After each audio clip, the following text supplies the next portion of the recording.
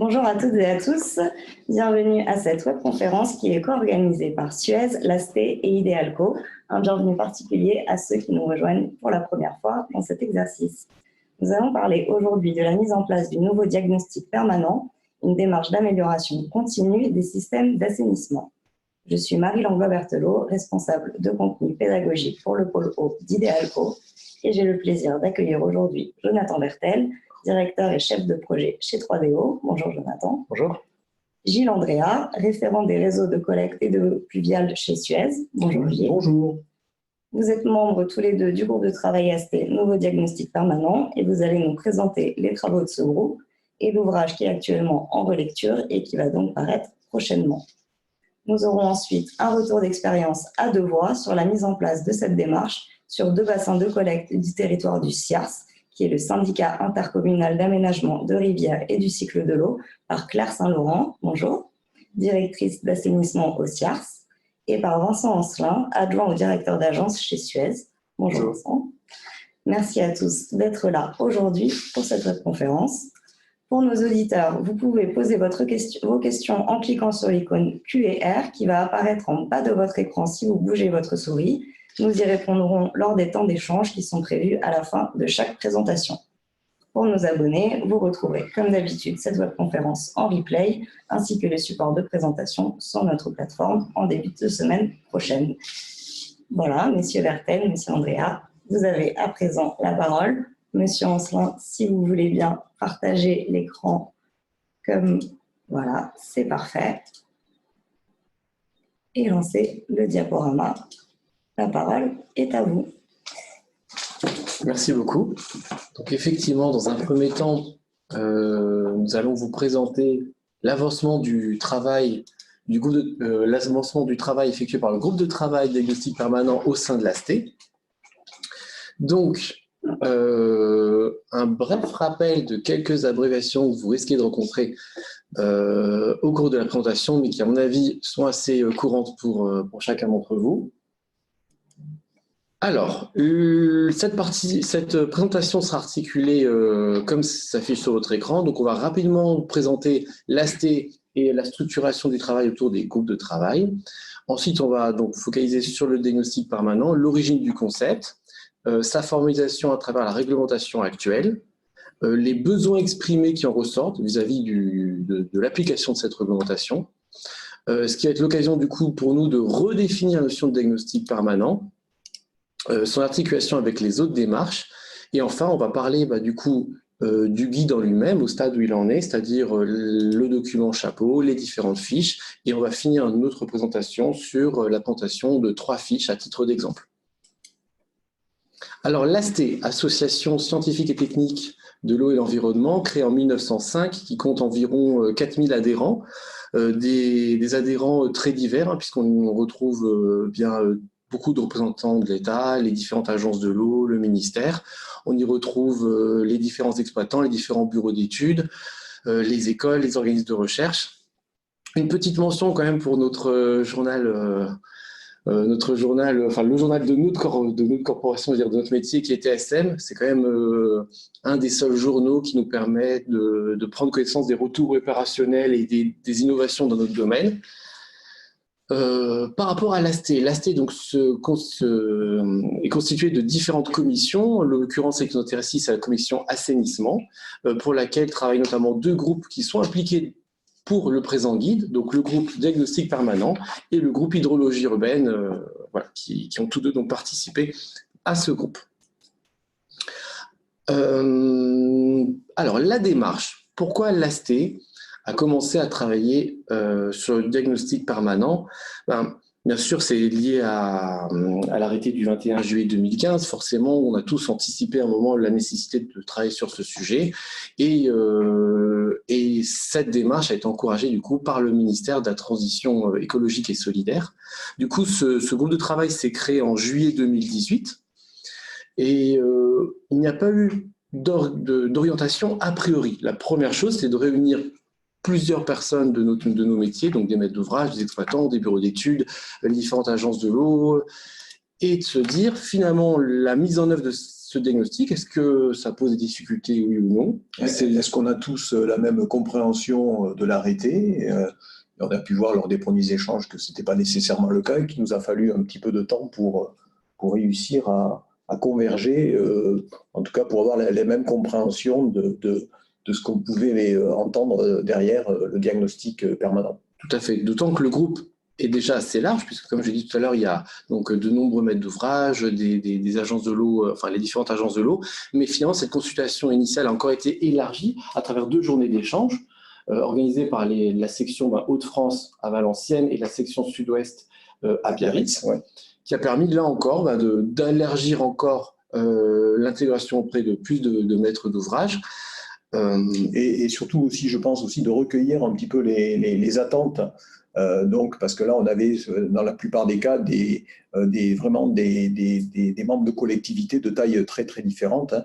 J'ai un souvenir sur Biarritz avec donc des collectivités de taille de l'agglomération bordelaise, de l'agglomération toulousaine, et puis certaines villes beaucoup plus petites. Hein, voilà. Et donc là aussi des besoins, des attentes relativement variés. Donc c'était très intéressant de pouvoir recueillir ces différentes attentes par rapport donc à la démarche de diagnostic permanent et à la production d'un guide.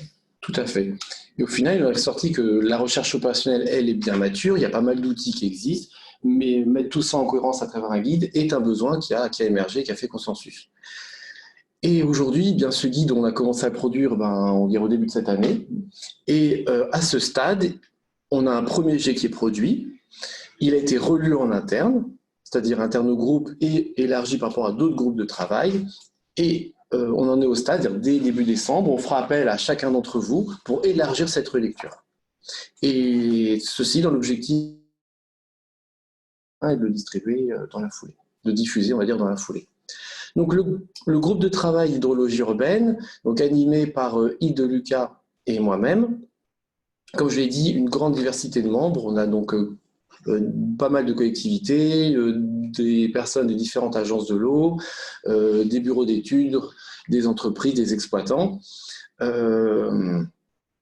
Vous avez ici la liste des principaux contributeurs, donc ce sont des gens qui sont venus aux réunions de manière régulière et qui ont produit, qui ont écrit.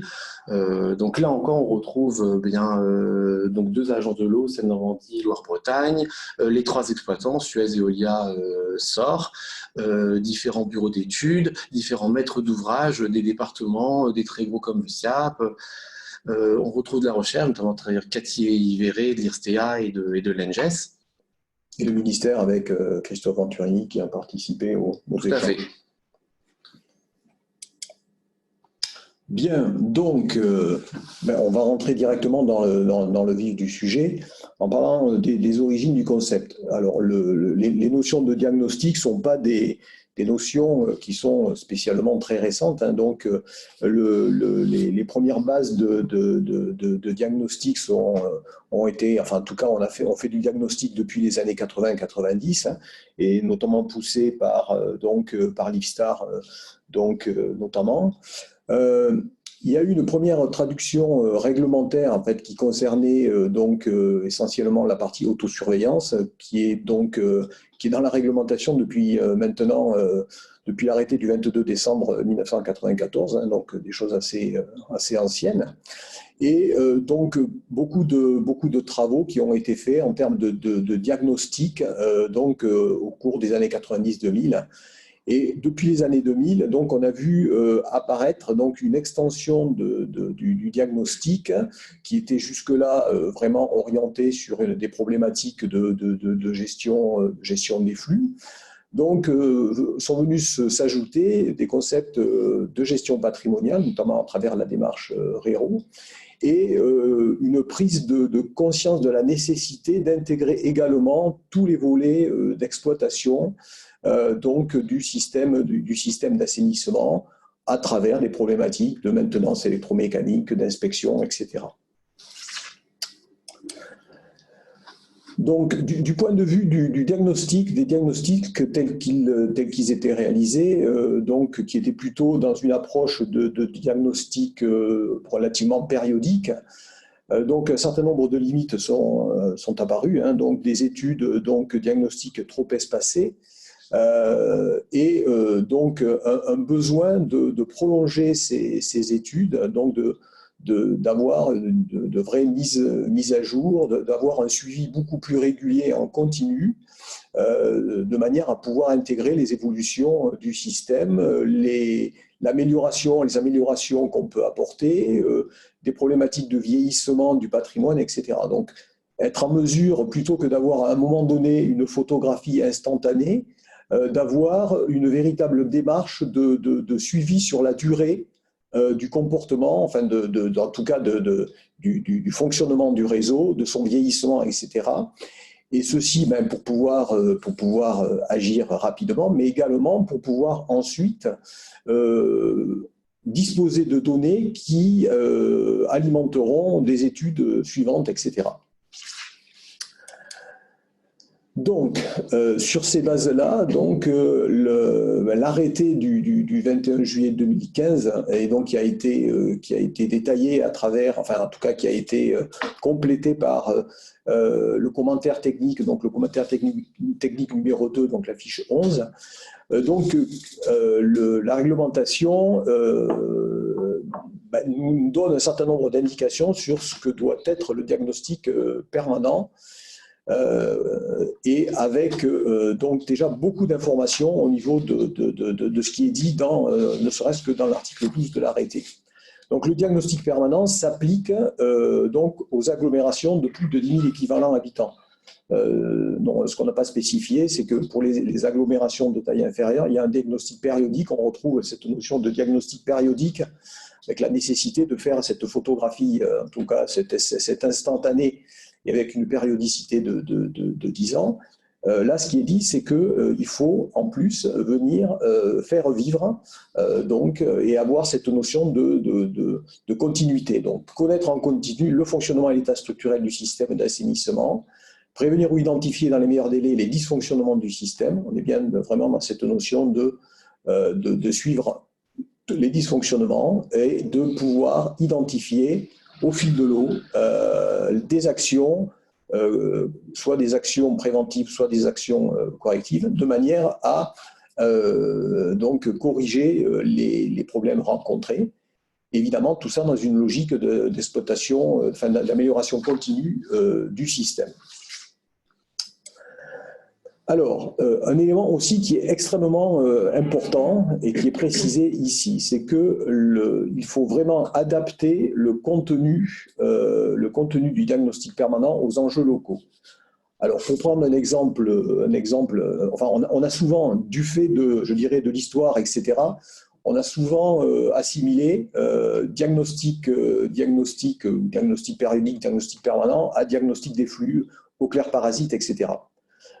Il est clair que si on est sur un réseau où il n'y a pas de clair parasite, et ça existe, cette problématique n'est pas nécessairement celle qui devra être traitée de façon prioritaire. Donc il est impératif de bien adapter les sujets qui vont être traités, qui vont être adressés par le diagnostic permanent, donc adaptés aux enjeux locaux. Et ça, c'est écrit noir sur blanc au niveau réglementaire. Voilà. Plusieurs volets, comme on l'a dit. La gestion des entrants, donc là, maîtriser tout ce qui rentre dans le système.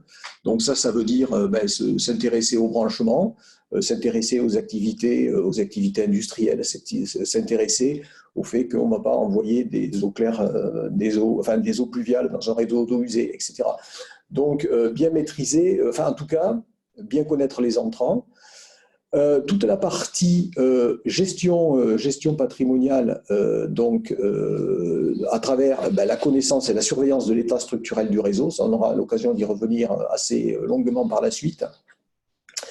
Tout le volet gestion des flux, à travers qui impose de mettre en place de la métrologie, encore une fois si c'est nécessaire. Et puis un autre aspect, qui est la gestion des sous-produits qui liés à l'exploitation du système. Voilà, donc une phrase importante, la nature, la fréquence des moyens et pratiques mis en œuvre sont adaptés à l'appréciation du maître d'ouvrage, aux enjeux propres à chaque système. Voilà, et à la sensibilité des masses d'eau. Ça, effectivement, ça c'est aussi un point extrêmement important. Donc voilà, en fonction de la sensibilité des masses d'eau, hein, c'est de la même façon que pour les objectifs de traitement ou les objectifs en termes de conformité, etc., etc. Donc on est là aussi, hein, l'objectif ultime du système d'assainissement, c'est d'améliorer la qualité du milieu récepteur, et donc il faut bien adapter, identifier les enjeux qui vont contribuer à améliorer la qualité du milieu. Alors, dernier point de ce que dit la réglementation, quelle restitution? Donc ça, c'est pas forcément exhaustif, hein, donc il fait référence, donc description de la démarche du diagnostic permanent dans le manuel d'autosurveillance, et au niveau du bilan annuel de fonctionnement, il faut être en mesure de rendre compte des domaines, des enjeux qui ont été retenus, des démarches, que ce soit des démarches de diagnostic ou des démarches, par exemple, de travaux, en tout cas, de tout le plan d'action qui a été défini, avec des indicateurs associés, faire le bilan de ces actions et éventuellement réorienter ce plan d'action en fonction des résultats qui ont été constatés. Donc ça, c'est une périodicité, périodicité annuelle, et qui doit être, donc ce bilan annuel doit être intégré au bilan annuel de fonctionnement. Voilà ce que dit, grosso modo, la réglementation à ce stade. Et du coup, en évoquant cette réglementation avec les différents participants au groupe de travail et la consultation élargie lors des ateliers, voici un florilège des questions. En tout cas, si on essaie de synthétiser les différentes questions qui ont été adressées. Donc, comment répondre à la demande réglementaire? Ça, c'est une des premières questions pour être conforme. Mais toutes les autres questions, finalement, dépassent ça, puisque la réglementation, elle est là, finalement, pour sensibiliser le maître d'ouvrage que le diagnostic permanent est un outil de pilotage qui permet de lui faciliter sa gestion du réseau et aussi de l'optimiser. Donc, quelle compréhension partagée entre les services de prise de l'eau et les maîtres d'ouvrage? C'est une bonne question, Gilles l'a rappelé tout à l'heure. La réglementation insiste sur le fait qu'on doit prioriser au sein du diagnostic permanent, on doit prioriser les actions vis-à-vis des enjeux propres au système d'assainissement. Donc, première chose, déjà, partager ce constat avec les différents acteurs locaux. Ensuite, donc, comment synthétiser les différents outils, les différents retours d'expérience, quel accompagnement pour les acteurs, et puis des questions très pragmatiques, hein, finalement, par quoi on commence, comment je fixe mes objectifs, comment je fais un état des lieux, quelles actions je dois mettre en place, quels indicateurs je dois mettre en place pour me permettre de m'auto-évaluer par rapport à ma démarche, et puis auto-évaluer aussi le service rendu par le service assainissement, et in fine, quels bénéfices, quelles perspectives dans cette mise en œuvre? À titre, le par où commence-t-on est quelque chose qui est revenu de façon assez régulière. Les différents ateliers qu'on a pu avoir, par quoi je commence. Et donc ça, c'était vraiment quelque chose de très très important, et aussi avec cette notion de toujours faire le lien avec beaucoup de métrologie, beaucoup de rapports sur les eaux claires parasites, etc. Alors, et une réflexion qui est de dire, oui, mais je ne connais pas encore très bien mon réseau.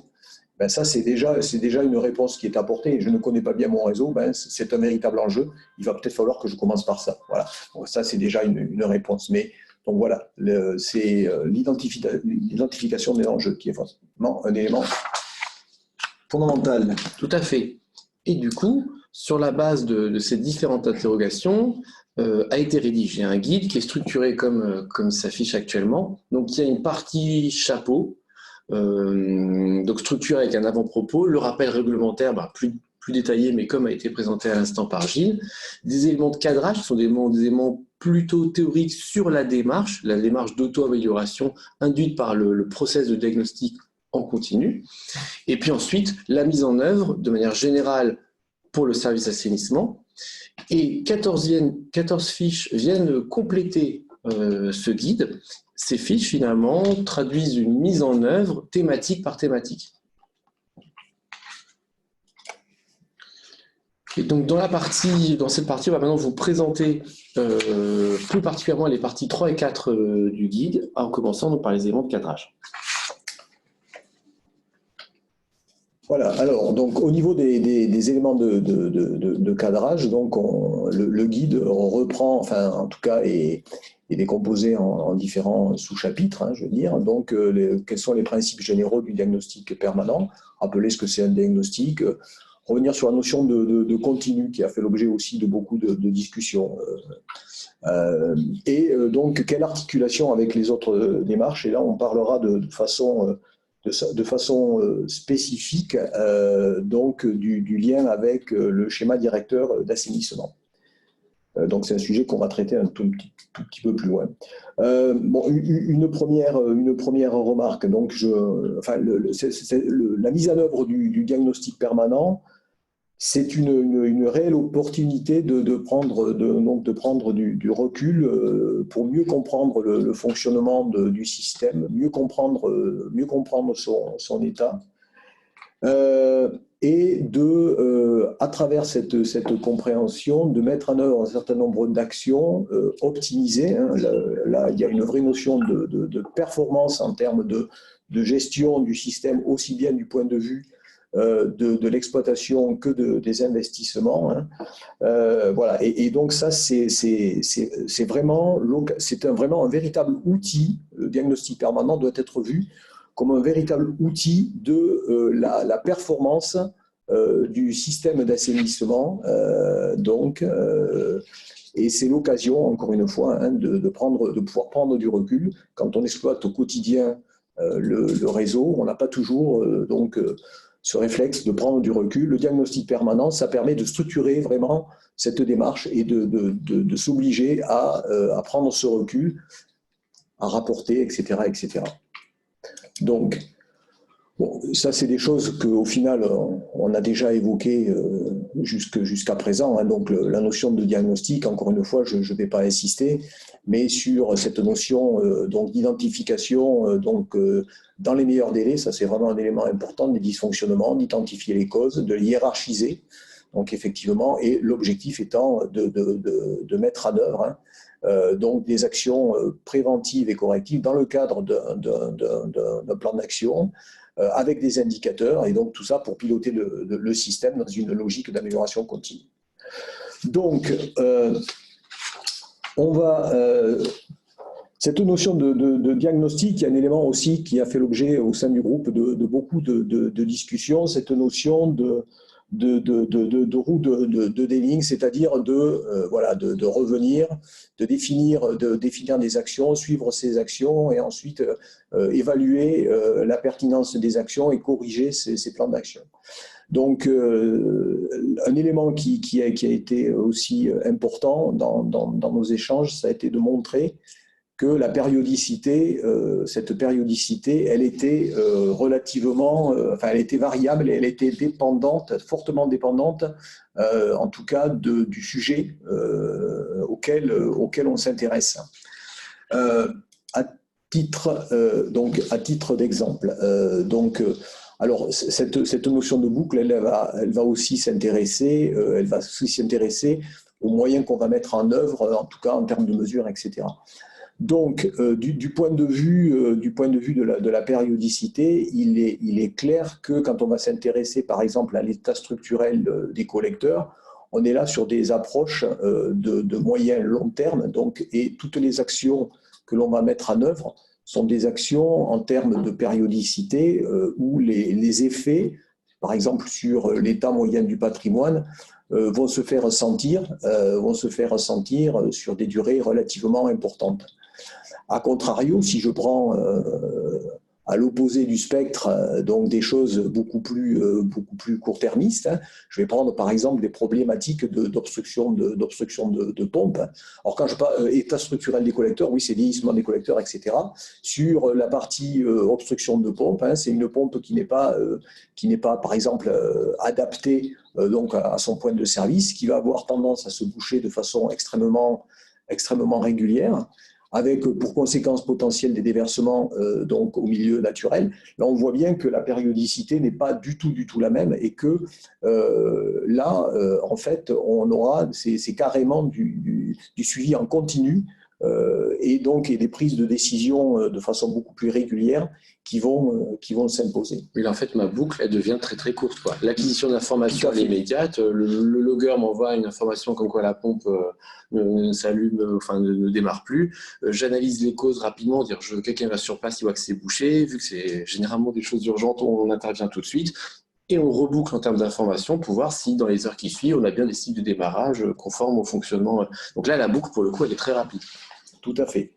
Et donc après, il y a un autre aspect qui nous a semblé important, c'est une notion aussi de continuité.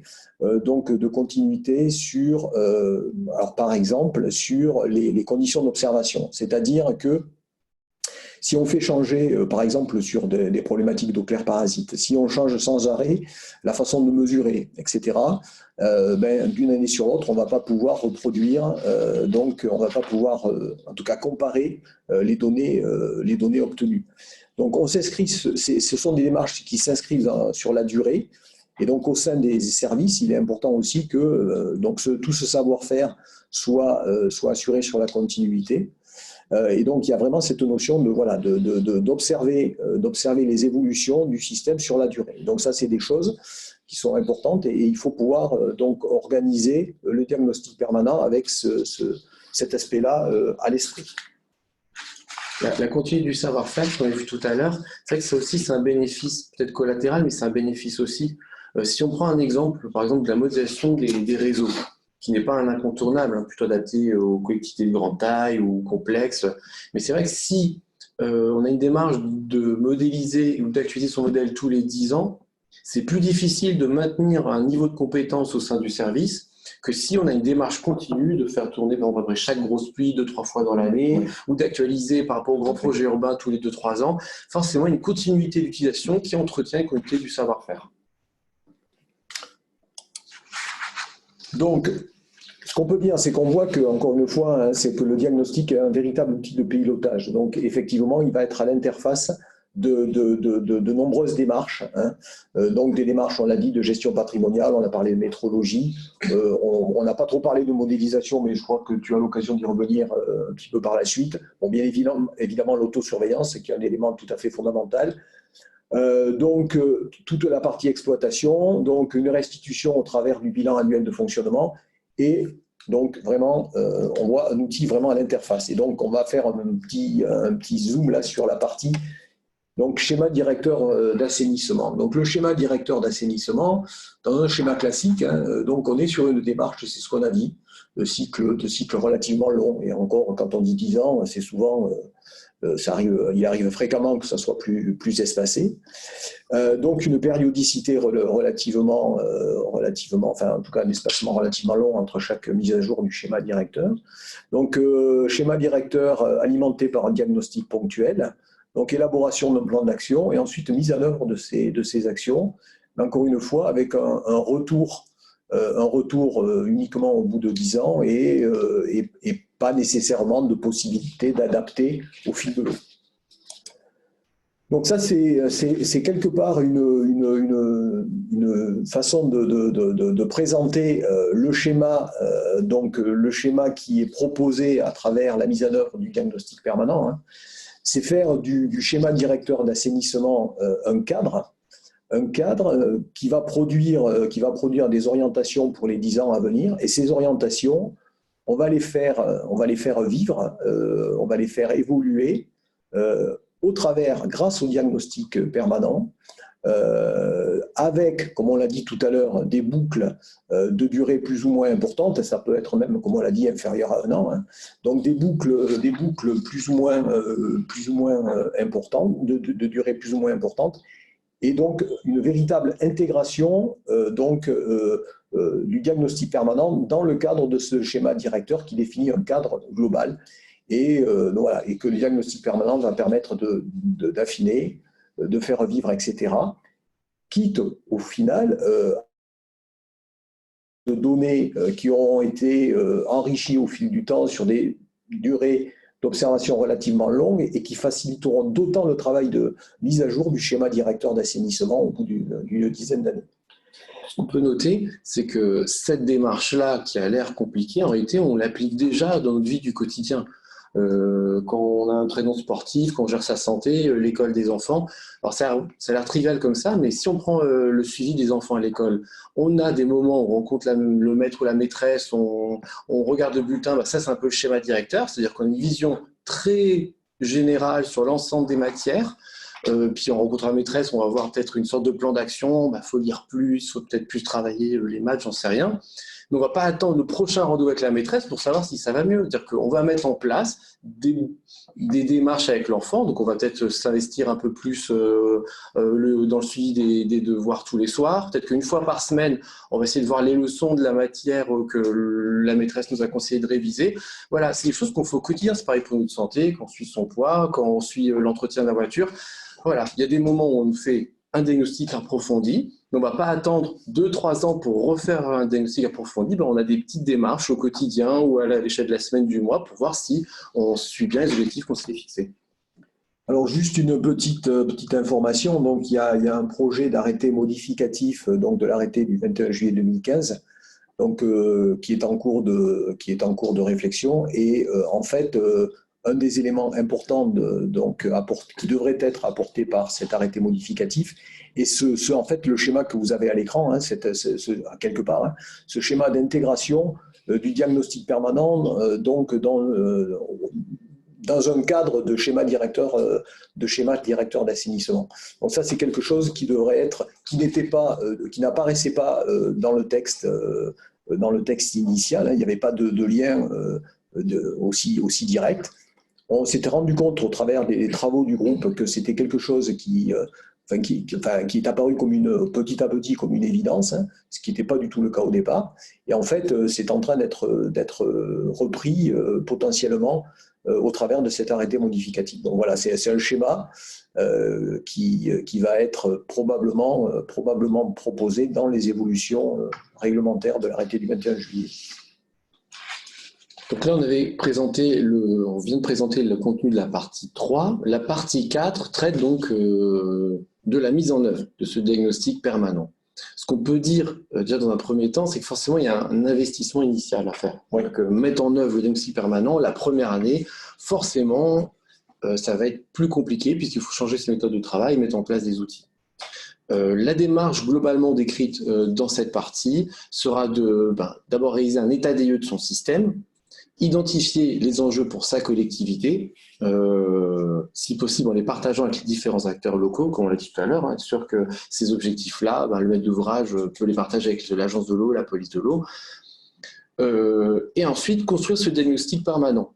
Et cette construction, elle s'articule à chaque fois en différentes étapes qui reviennent, je les ai citées tout à l'heure, donc définir les objectifs, on vient de le dire, dresser un état des lieux, choisir des actions et mettre en place des indicateurs qui permettent d'évaluer la validité de cette action. Comme je le disais tout à l'heure, forcément la mise en œuvre au début va être un petit peu longue, mais d'un autre côté elle ressemble pas mal à une phase 1 de schéma directeur.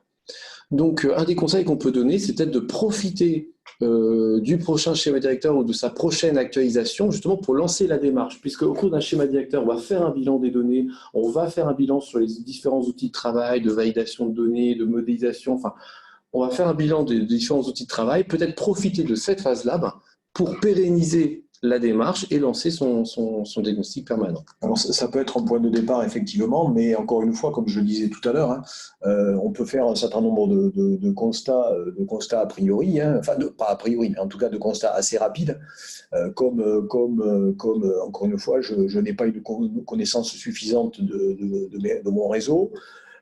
J'ai jamais vraiment analysé de façon fine en termes de taux d'oclère-parasite sur ce qui arrive à ma station de traitement des eaux usées, analyser les déversements, etc. Enfin, il y a un minimum on peut commencer aussi par faire parler les données dont on dispose pour enclencher les premières actions. Je veux dire, ça peut être sans attendre nécessairement de disposer d'un schéma directeur.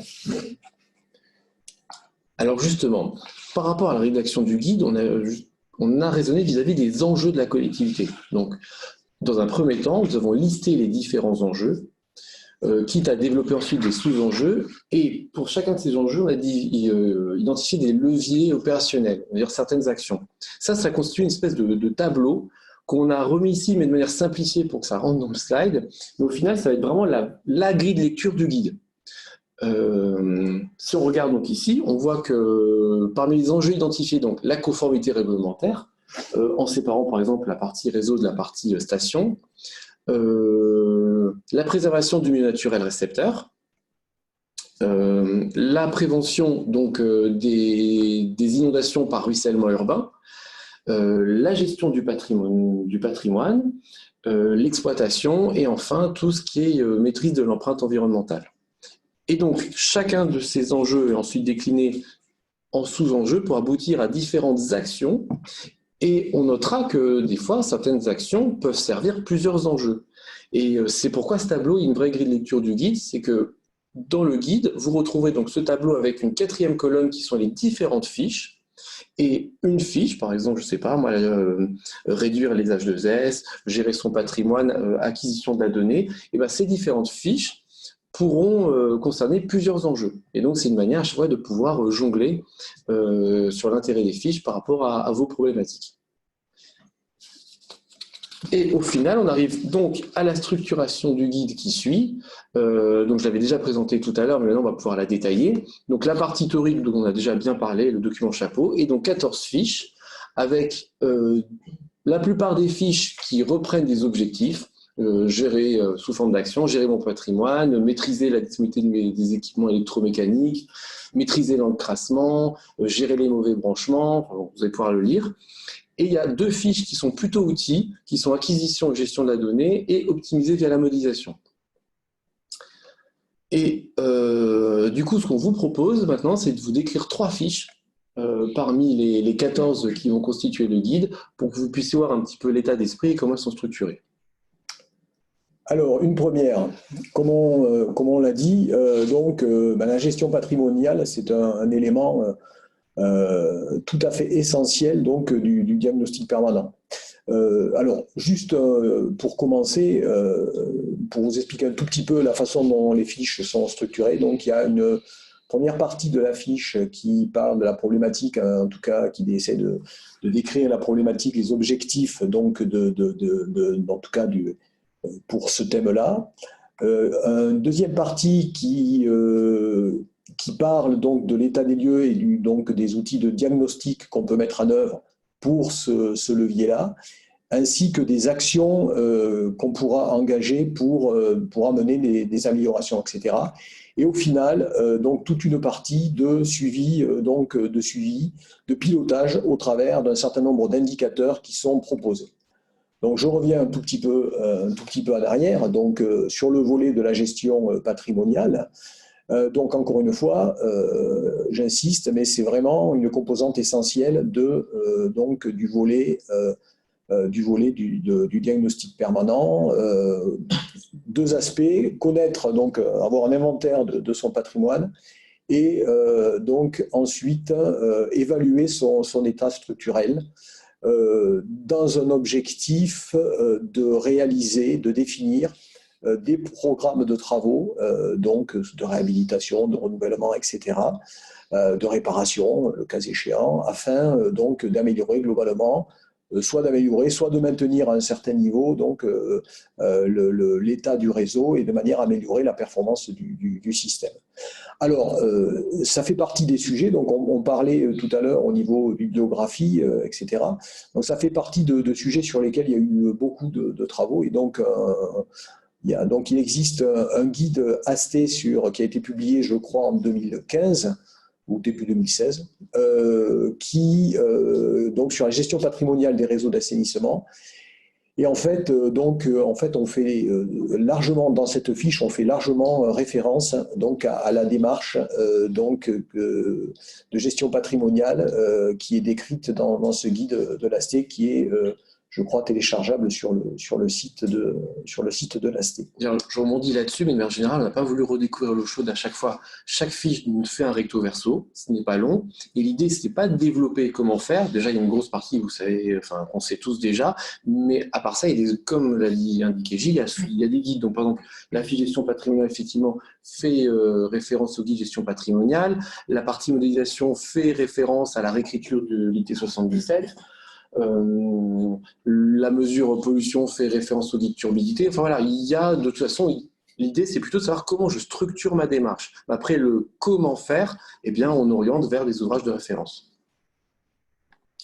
Alors, là, en fait, on rappelle un tout petit peu, de façon assez, donc dans cette fiche, de façon assez synthétique, hein, quelles sont les actions de diagnostic qu'on peut mettre en œuvre. Alors, par diagnostic, hein, c'est assez vaste, hein. Donc, il y a tout un volet sur la connaissance, alors bien évidemment sur la prise en compte des données existantes, ça qui est un élément important. Alors qui ne sont pas que nécessairement des données patrimoniales. Typiquement, voilà, si je sais que j'ai certains secteurs qui sont plus sensibles aux eaux claires parasites, notamment un facteur de priorisation sur les investigations, les diagnostics que je vais devoir mettre en œuvre. Donc, il est important de croiser les données, des données d'environnement. Par environnement, c'est environnement de mon système, c'est-à-dire est-ce que je suis dans un secteur, je ne sais pas moi, où j'ai beaucoup de circulation, je suis sensible aux eaux de nappe, enfin que sais-je. Donc il y a beaucoup de facteurs qui peuvent influencer, la sensibilité du collecteur, etc., etc. Donc des actions à la fois pour opérer, enfin en tout cas pour faire du géoréférencement des collecteurs, et ensuite des actions là aussi priorisées pour évaluer l'état de ces collecteurs. Donc, alors première partie, je vais essayer de définir les programmes, hein, encore une fois, programme de géoréférencement, programme d'ITV ou programme d'inspection, etc. Donc, définir des programmes, mettre en œuvre ces programmes, hein,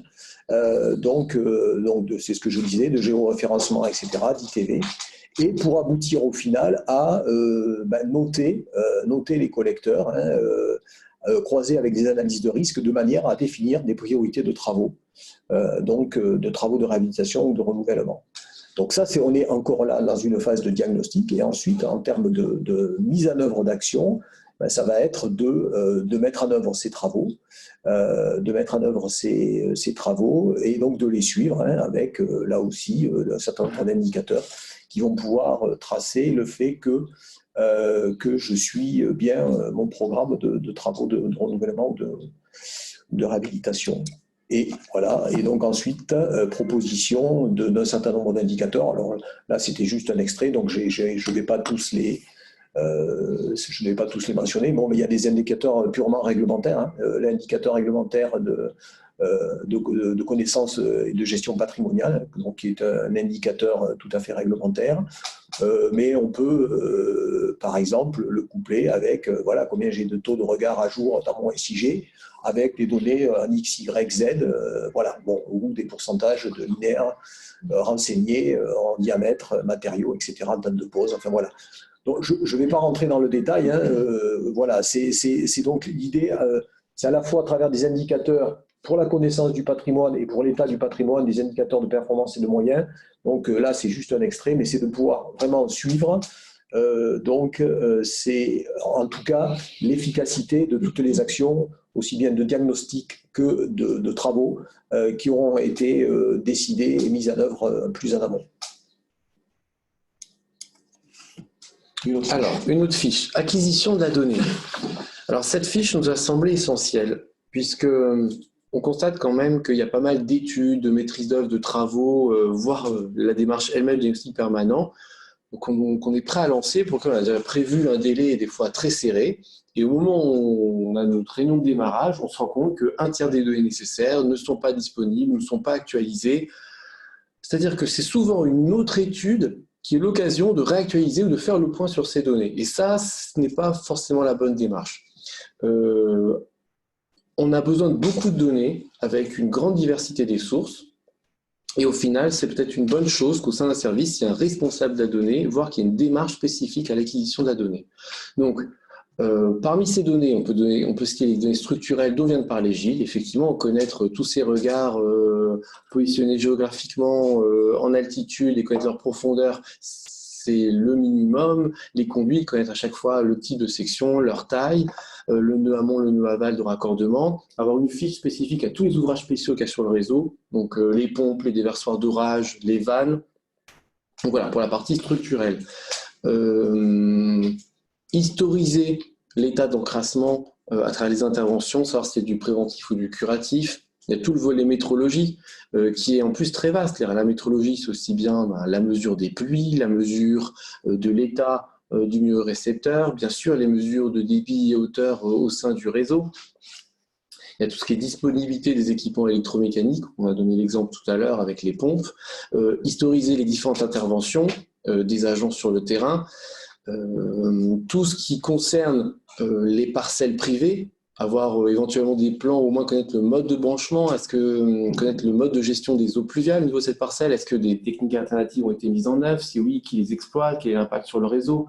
Et enfin, il y a une masse de données externes dont nous ne sommes même pas les collecteurs, c'est-à-dire quand on a souvent besoin de la consommation d'eau potable, de la population, du mode d'occupation des sols, des différents industriels, les grands projets urbains. Ça va être les collègues du service urbanisme ou en tout cas même des fois des données à l'échelle de l'État qui sont collectées et qu'on doit nous aussi mettre à jour pour notre propre besoin. Et donc voilà, en synthèse, avoir quelqu'un qui finalement se charge de l'acquisition, de la gestion et de l'archivage de ces données au sein d'un service semble une bonne chose. Donc en termes d'organisation, là encore, faire un premier inventaire de quoi je dispose, quitte à avoir une espèce de métadonnée, c'est-à-dire qui fournit cette donnée, est-ce que c'est moi qui suis chargé d'acquérir cette donnée en interne ou est-ce que je dois me référer à un collègue du service urbanisme, du service des eaux, voire une source extérieure. Ensuite, par rapport au mode d'action, mettre en place des outils, c'est-à-dire qu'aujourd'hui on compile tous des données sous différents supports. Or, on se rend compte que pour rationaliser ça, il y a des supports par famille de données. Tout ce qui est métrologie nécessite vraiment de mettre en place une base de données. Il y a pas mal de logiciels qui existent, je ne vais pas les citer, mais des logiciels qui permettent de rapatrier la donnée à partir d'une supervision ou directement à partir des sondes sur le terrain, qui permettent ensuite de faire une validation triviale. La donnée que je reçois, est-ce qu'elle n'est pas hors gamme du capteur? Est-ce que je n'ai pas de bruit de variation inexpliquée? De faire de la validation métier. Tiens, est-ce que c'est normal que je déverse alors qu'il ne pleut pas? Est-ce que c'est normal que j'ai un débit alors que ma vanne est fermée? Voilà, donc des outils d'analyse de cette manière. Cette base de données permet aussi d'archiver, mais attention, cet archivage, il faut vraiment penser aussi au pas de temps qui varie suivant les données. Quand je mesure un débit par temps de pluie, j'ai besoin d'un pas de temps très fin, de 2 à 5 minutes. Quand je mesure l'évolution du toit de la nappe phréatique, une donnée par mois peut suffire dans certains cas. Donc là aussi, le guide donne des ordres de grandeur par rapport aux différentes données. Pour tout ce qui est autres données, le SIG est vraiment un outil qui centralise. C'est-à-dire que c'est important d'avoir les données patrimoniales qu'évoquait Gilles, les reporter à SIG, les données du service urbanisme, la population, le mode d'occupation des sols, pouvoir le croiser. Enfin, pour tout ce qui n'est pas donné de mesure, il est important de développer un SIG et de le faire vivre, puisque c'est vraiment un très bon outil qui centralise. Même les interventions de terrain des agents peuvent être centralisées au niveau d'un SIG. Mais, quel que soit l'outil, il est important de qualifier systématiquement la donnée, de qui elle vient et quel est le degré de confiance que je peux lui accorder. Au besoin, la fiche évoque le schéma directeur d'acquisition et de gestion de la donnée, c'est-à-dire faire une démarche préalable qu'on vient de décrire finalement pour acquérir cette donnée. Et alors, les indicateurs. Alors, Gilles l'a bien décrit tout à l'heure, il y a l'indicateur de moyens, l'indicateur de performance. L'indicateur de moyens, c'est de dire comment je suis sûr que je suis bien en train de mettre en œuvre la démarche. Voilà, si je dois relever mes regards, si j'en fais 3 par an, ça suffit ou pas? Voilà, l'indicateur de moyens, c'est de se définir un taux minimum à faire chaque année pour être sûr que je suis bien dans une démarche active. Et l'indicateur de performance, lui, c'est pour voir si je suis bien en train d'atteindre mes objectifs du point de vue de la gestion du réseau. Donc, un indicateur, suivi du nombre de données acquises, si je respecte bien la périodicité qui était prévue, le taux de disponibilité de la donnée, est-ce que j'ai bien 90% de mes données, surtout quand il pleut, par exemple. Par rapport à la métrologie, puisque quand même l'acquisition des données, on a vu que ce n'était pas que ça, mais c'est beaucoup ça, la métrologie. La fiche insiste quand même sur une démarche, puisque quand on met un point de mesure du débit, par exemple, en réseau, en réalité, on a pas mal d'objectifs qui sont ici dans le petit tableau ici. Donc, ça peut être pour faire un diagnostic capacitaire, notamment par rapport au risque de débordement ou d'inondation, le suivi des eaux claires parasites, l'autosurveillance, le risque d'encrassement. Or, on notera que ces objectifs-là, ils sont des fois un peu antagonistes. Si je veux suivre mes ECPP, je dois être capable de mesurer mon débit de temps sec, voire même le minimum nocturne de ça, donc un très petit débit. Alors que si je veux caler mon modèle AD pour des pluies intenses ou faire des diagnostics pour des pluies qui risquent d'inonder, là, je veux mesurer des très très gros débits. Si je n'hiérarchise pas mes objectifs, le capteur, lui, ne pourra pas tout faire. Donc, je dois vraiment hiérarchiser mes objectifs pour pouvoir choisir la meilleure méthode. Et ensuite, on propose dans un déroulé la visite de terrain, une éventuelle campagne pour identifier les gammes de hauteur débit et une recalibration a posteriori éventuelle, puisqu'on n'arrive jamais à installer le capteur pile dans les configurations exigées par le fournisseur. Dernière fiche. Dernière fiche, mieux connaître le milieu récepteur. Alors, cette fiche est assez essentielle puisqu'en fait, il y a quand même un constat partagé et c'est quelque chose aussi sur lequel insiste beaucoup l'arrêté du 21 juillet 2015. Au final, l'ensemble des démarches, c'est pour préserver la qualité du milieu naturel. Préserver sa qualité, c'est réduire notre impact hydraulique, ne pas avoir des grosses lâchées de débit par à coup, mais les autres aussi impacts qui sont listés ici en termes de pollution du cours d'eau. Ça pour préserver la biodiversité, mais aussi nos usages, puisque le cours d'eau, des fois on pompe à l'aval pour alimenter une autre collectivité en eau potable, on peut avoir des loisirs nautiques, enfin voilà. Donc le pilotage du réseau par l'aval nécessite d'abord un premier état des lieux, c'est-à-dire qu'il y a des mesures qui sont faites. Or, ces mesures, souvent, elles ne sont pas de la compétence du maître d'ouvrage, c'est plutôt de la compétence de l'État à travers les différentes stations de l'ADRIE. Donc déjà, lister les stations nationales qui sont à proximité de la collectivité, faire un inventaire des usages, j'évoquais pourquoi tout à l'heure. Et ce qui est intéressant aussi dans l'état des lieux, c'est quand même aussi de voir une progression sur 5-10 ans. D'abord, donc progression de la qualité du naturel, mais aussi des assez satisfaisant, parce que mine de rien, il y a quand même pas mal de cas où les choses évoluent bien, même si ça n'empêche pas de continuer à y travailler. Mais cette progression permet aussi de voir comment doivent s'inscrire nos actions. Alors, pour cette fiche, on est quand même tombé sur un problème, parce que évaluer la qualité du naturel, c'est déjà difficile, mais évaluer l'impact des rejets du réseau, on s'est rendu compte qu'il n'y avait pas de doctrine là-dessus, il n'y a pas une méthode partagée par les différents acteurs. Ce qui nous a semblé utile, du coup, c'est de rappeler la méthode développée par l'Agence de l'eau Rhin-Meuse, qui est une méthode de dilution. L'idée, c'est d'identifier une période de référence qui soit une période sensible du naturel. Généralement, on va prendre par exemple le QMNA5. On évalue la pollution déversée au milieu naturel. Alors ça, avant, on prenait un peu des concentrations type, mais puisque maintenant l'arrêté du 21 juillet 2015 impose une estimation des flux de pollution pour les DO de plus de 10 000 équivalents habitants et déversant plus de 10 jours par an. Donc ça va être un peu plus simple. Pareil, côté station, il y a comme une évaluation de la pollution rejetée. Donc ça peut servir de base. Et ensuite, c'est une méthode de dilution. Au final, le flux de pollution dans ma rivière, c'est la concentration de pollution à l'amont fois le débit amont, plus concentration de ce que je rejette fois débit de ce que je rejette, qui sont deux variables dont la mesure est imposée par l'arrêté. Et si je fais ma dilution, j'aurai une idée de la qualité du cours d'eau. Et ensuite, je me fixe des objectifs.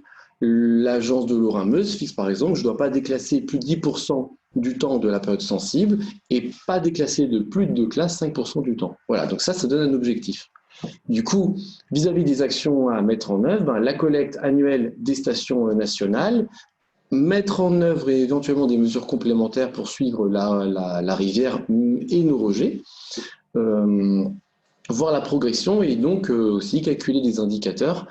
Donc, en termes d'indicateurs de moyens, voir le nombre de stations suivies, le taux de connaissance de l'impact, et en termes d'indicateurs de performance, j'ai cité tout à l'heure, par exemple, le temps de déclassement ou le nombre de classes. Bien, on a fait une présentation à peu près exhaustive en tout cas du guide, enfin de la réglementation et du guide. Moi, juste un petit commentaire. Bon, on a présenté beaucoup de choses, il y a énormément d'éléments. Moi, ce qui me semble important, c'est qu'encore une fois, il ne faut pas que ça fasse non plus peur et qu'on peut commencer, avec, en tout cas, à petits pas. On est vraiment dans une démarche d'amélioration continue, donc on peut démarrer à petits pas commencer par des petites actions, etc., et grossir au fur et à mesure et faire évoluer le système. Donc, il ne faut pas... Là, effectivement, dans le cadre du guide, l'idée, c'était de couvrir un maximum de sujets. Encore une fois, on peut s'intéresser potentiellement en fonction de la taille de la collectivité, de son degré, entre guillemets, de maturité, etc., est-ce qu'elle a déjà beaucoup engagé d'action ou pas. Donc, je pense qu'on peut engager un schéma, un diagnostic permanent, pardon, donc avec... à partir en tout cas d'un nombre limité d'enjeux. Voilà, donc alors pour la suite... Alors, le guide qu'on a présenté, c'est le guide qui est à ce stade, mais maintenant on a besoin de vous. Voilà, donc on a besoin de vous pour relire, donc en tout cas on a besoin de relecteurs pour relire le guide dans son état actuel. Et personne n'a d'excuse, hein. Aucune collectivité n'est trop petite ou trop grande pour relire, puisqu'on a vraiment envie que ce soit très... Donc c'est important qu'on ait le maximum de représentation dans les retours qu'on aura pour être sûr de répondre à chacun. Voilà. Si vous êtes intéressé pour faire partie de ces relecteurs, je vous invite soit à contacter directement l'ASP, soit si vous n'avez pas leurs coordonnées, que vous avez du mal à les trouver, vous pouvez m'envoyer un petit message et puis je vous mettrai en contact avec nos intervenants. Donc maintenant, on va passer au temps d'échange et aux questions-réponses. Donc nos auditeurs, si vous avez des questions à nous adresser, c'est le moment, n'hésitez pas à les taper. On en a déjà reçu quelques-unes lors de vos interventions. Donc, la première, je pense qu'elle est vraiment arrivée au tout début. Je pense que vous y avez répondu. C'est une petite question vocabulaire. Je vous la pose quand même. Les différences entre le diagnostic permanent et la supervision. Je suppose que dans une démarche de diagnostic permanent, on met en place vraiment des actions pour l'amélioration des indicateurs de performance. Je dirais que la supervision est un outil qui doit pouvoir alimenter le diagnostic permanent, qui est une démarche, comme on l'a dit, qui est une démarche structurée, etc. Donc, oui, la supervision est un outil qui va alimenter. Encore une fois, on vit beaucoup sur le fait que le terme de diagnostic a longtemps été associé à la notion de flux, d'oclair parasite en particulier, etc. Et on vit beaucoup là-dessus. Et donc, effectivement, on voit surtout le volet métrologie. J'en profite pour dire, quand on veut aller chercher des oclaires parasites, tout dépend du point de départ. Si encore une fois, on n'a jamais fait de mesure sur le réseau, qu'on ne sait absolument pas ce qui se passe, mais par contre qu'on constate qu'au niveau de la station de traitement des eaux usées, on déborde dès qu'il y a 3 gouttes d'eau, ou qu'au contraire, en partant sec, on est toujours à la limite de déverser parce qu'il y a énormément d'oclaires parasites, que ça perturbe la qualité du traitement, etc. Bon, il y a sûrement un enjeu. Mais par contre, est-ce qu'il faut aller mettre des capteurs partout? Non, pas nécessairement. On peut commencer progressivement. C'est-à-dire, on peut commencer par identifier les principales branches, aller faire peut-être des campagnes courtes pour, dans un premier temps, préévaluer ce qui se passe sur les différentes branches. Enfin, c'est ça. C'est vraiment rentrer dans une démarche d'amélioration continue. Donc, associer diagnostic permanent et supervision, oui, à un moment, oui, sûrement, oui. Enfin, c'est un outil qui va alimenter. Mais je peux très bien entamer une démarche de diagnostic permanent par exemple, faire une campagne ponctuelle de mesure sur le réseau. Ça peut être ça, le premier étage de la fusée, ça peut être ça. Et je ne suis pas encore dans une phase de supervision, etc. Ça va faire peur à des collectivités si on leur dit « oui, si vous n'avez pas de supervision, vous n'allez pas enclencher ». Non, ce n'est pas vrai. On peut très bien faire du diagnostic permanent. Il faut adapter, encore une fois, le diagnostic permanent aux enjeux. Donc, ça veut dire que on va prendre en compte les enjeux auxquels est confronté le système, et puis on va adapter les moyens aussi des investigations à la taille de la collectivité, à l'importance, etc. Aller mettre 50 points de mesure partout sur le réseau dès le début, c'est pas forcément ce qu'on peut conseiller de faire. Alors ensuite, on a une autre question qui est plutôt réglementaire. On nous demande si la révision de l'arrêté du 21 juillet envisage une extension aux agglomérations d'assainissement qui sont supérieures à 2000 équivalents habitants contre 10 000 aujourd'hui. Je pense que c'est prématuré. c'est prématuré d'en parler, puisque donc, ça reste un projet. Donc, Oui, c'est pas encore. donc voilà. Moi, j'ai surtout évoqué l'imbrication avec le schéma directeur d'assainissement, parce que ça a été vraiment, au niveau des ateliers, dès le début, ça a été un vrai sujet de discussion. C'est-à-dire que voilà, c'était pas évident, le lien. Et c'est apparu petit à petit. Et en fait, si j'en parle, c'est que voilà, si j'ai parlé du projet d'arrêté, c'est parce que effectivement, ça va être formalisé de cette manière-là. C'est-à-dire en instituant même que le diagnostic périodique tel qu'il est défini, il est généralisé, c'est-à-dire toutes les collectivités doivent le mettre en œuvre, et donc avec un schéma directeur d'assainissement, c'est le but, et qu'ensuite, pour certaines des collectivités d'une certaine taille, il faut enclencher cette démarche de diagnostic permanent. À l'inverse, il y a peut-être beaucoup qui font déjà du diagnostic permanent sans le savoir, un peu comme le bourgeois gentilhomme. C'est-à-dire que forcément, comme il y a beaucoup de choses qui tombent, enfin, qui sont du bon sens, forcément, on intervient sur le réseau en cas de problème. Le diagnostic permanent, c'est juste une couche de structuration. Voilà, par-dessus, dire maintenant je vais le tracer, et puis je vais peut-être prendre le temps, une fois par an, une fois tous les 3 ans, de faire un petit recul. Tiens, est-ce que mes interventions à ce tendance à se raréfier ou au contraire augmenter, et pourquoi? Mais il y a beaucoup de choses qui sont peut-être déjà en place. Alors ensuite, on a une autre question un peu de définition. Vous parlez de temps de pluie, mais est-ce que vous avez une définition exacte de ce qu'est un temps de pluie, une définition exacte et chiffrée du démarrage? Donc je pense que c'est le débit à partir duquel on considère que qu'on est en temps de pluie, et à l'inverse, le moment où le temps de pluie est fini. Alors cette notion de temps de pluie, c'est une notion. Alors là, on est plus dans le domaine de l'autosurveillance au final, quelque part. Et c'est une notion. Je pense que ça nous prendrait peut-être un peu trop de temps à développer. Oui. Alors je ne sais pas quand est-ce qu'on a évoqué le temps de pluie dans la présentation, mais. Les eaux claires. Ouais. Je crois que c'est pour les eaux claires. Les indicateurs. Ah oui, quand est-ce qu'on parle de temps de pluie? Le moment est-ce qu'on effectue les mesures?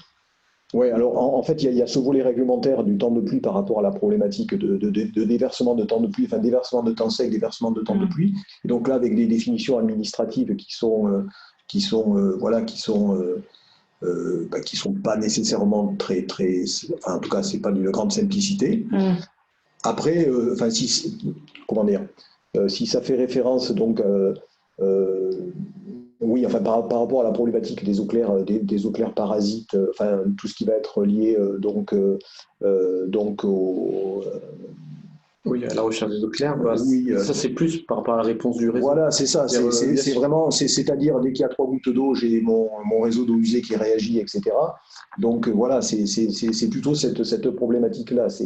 En fait, ça peut entraîner des déversements, etc. Donc c'est voir si le réseau réagit dès qu'il pleut. Donc avec parfois, il n'est pas forcément nécessaire qu'il y ait zéro apport de temps de pluie, zéro eau pluviale dans un réseau d'eau usée. Parce qu'il peut s'avérer que l'effort qu'on va devoir consentir pour aller gratter les derniers pourcents va être considérable, et qu'il vaut peut-être mieux, si ça ne génère pas de débordement, si du point de vue du fonctionnement du réseau et de la station de traitement des eaux usées, ça ne pose pas de problème, il vaut mieux s'accommoder peut-être d'avoir un système qui réagit un tout petit peu dans une limite raisonnable par temps de pluie, plutôt qu'ensuite aller mettre en place des investigations très très lourdes au niveau de chaque parcelle, dont on sait que c'est beaucoup d'énergie pour des résultats relativement, en tout cas difficiles à obtenir. Enfin, pour répondre bien synthétique à la question, les eaux claires parasites, le temps de pluie, c'est quand le réseau commence à agir et quand le flux retourne au temps sec. Et ça veut dire qu'effectivement, ça peut prendre du temps par rapport à la fin de la pluie. Et justement, le diagnostic permanent est un peu là pour ça. Ça peut-être même été présenté tout à l'heure. Je connais mon flux de temps sec et je regarde quand est-ce que ma réponse varie par rapport à ce flux. Par rapport au déversement, on a quand même une définition déjà qui dépend un peu des critères choisis. Mais n'oubliez pas que de toute façon, vis-à-vis du format SAMB, on raisonne déjà au temps journalier, et que donc un déversement, une journée de déversement, c'est finalement une journée, 24 heures, pour lequel il y a eu un volume déversé. sachant que si un même déversement dure moins de 24 heures qu'il est à cheval sur 2 jours, il compte pour un seul déversement. Alors, je vais vous presser un petit peu, mais on a beaucoup de questions qui arrivent. Du coup, on va essayer d'y répondre de manière voilà, assez synthétique. Donc, on me demande quand est-ce que le guide sera disponible. De mémoire, c'est normalement début janvier. Non. Février. Bah, ça dépendra aussi de vous, hein, sur vos retours. Voilà. Bah oui, si on a juste quelques retours, on a soufflé parfait, ça va aller vite. Donc, il y aura beaucoup de retours, mais bon, l'objectif, il y aura de relecteurs. Premier trimestre 2020. Premier trimestre 2020. Très bien, merci beaucoup.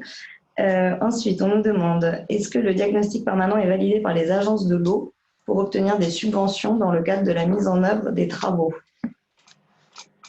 Est-ce qu'il est validé par les agences de l'eau? On précise qu'actuellement, c'est les SDA et les études diagnostiques. Ah, si la question c'est est-ce que la mise en œuvre du diagnostic permanent est un préalable à l'obtention des subventions des agences de l'eau, je dirais que ça dépend des différents programmes, différentes agences de l'eau. Oui, c'est variable. Ça, je pense qu'il faut. Ça, là, c'est en fonction du contenu du 11e programme de chaque agence. Tout à fait. Enfin, ce qui est sûr, c'est qu'en l'absence totale de diagnostic permanent, à mon avis, ce sera beaucoup plus dur d'avoir des subventions. D'accord. J'ai plutôt le dire comme ça. Après, on ne peut pas. On a bien compris le sens de la réponse. Quel est l'intérêt d'ajouter des indicateurs supplémentaires aux indicateurs réglementaires qui portent déjà en partie sur des aspects du diagnostic permanent? On a vu qu'on reprenait les indicateurs réglementaires dans la liste des indicateurs. Donc après, c'est encore une fois, c'est être en mesure de piloter. Il n'y a pas d'obligation sur ces indicateurs. Des indicateurs de performance supplémentaires. Exactement.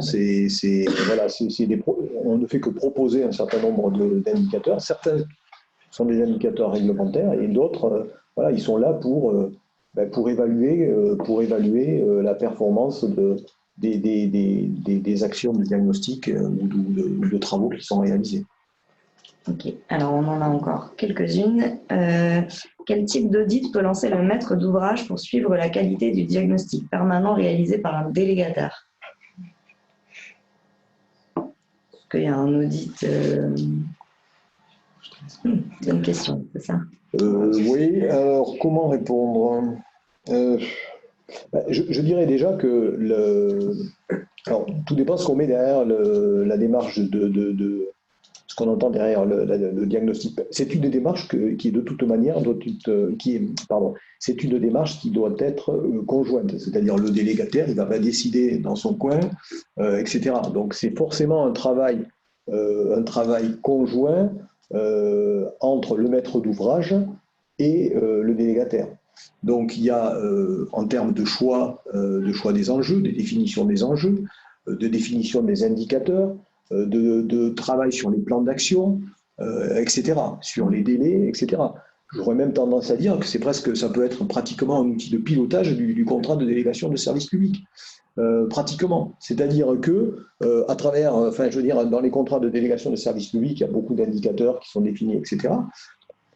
Ça peut être, le diagnostic permanent en tant que tel, c'est déjà une démarche qui doit être co-animée. C'est pas du tout le délégataire qui fait du diagnostic permanent.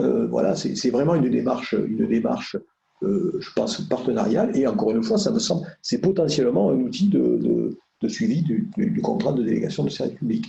D'accord. Même sans parler d'audit, c'est déjà une concertation au fur et à mesure. Exactement. Avec l'agence de l'eau, la police de l'eau, les départements, enfin les différents acteurs. Déjà là, je pense que c'est un premier gage de réussite. Oui. Alors du coup, une question qui va un peu dans ce sens-là. On nous demande est-ce que ça nécessite la rédaction d'un document en fin d'année à présenter à la DDT ou est-ce que ce sera évoqué dans le bilan annuel avec les actions, les travaux et les données récoltées tout au long de l'année? Ce que dit la réglementation, c'est que ça doit être intégré au rapport annuel. D'accord. Dans les mêmes délais. Donc ça doit faire, c'est une partie intégrante du rapport annuel. D'accord. Du rapport annuel à la police de l'eau, donc du bilan annuel de fonctionnement du service.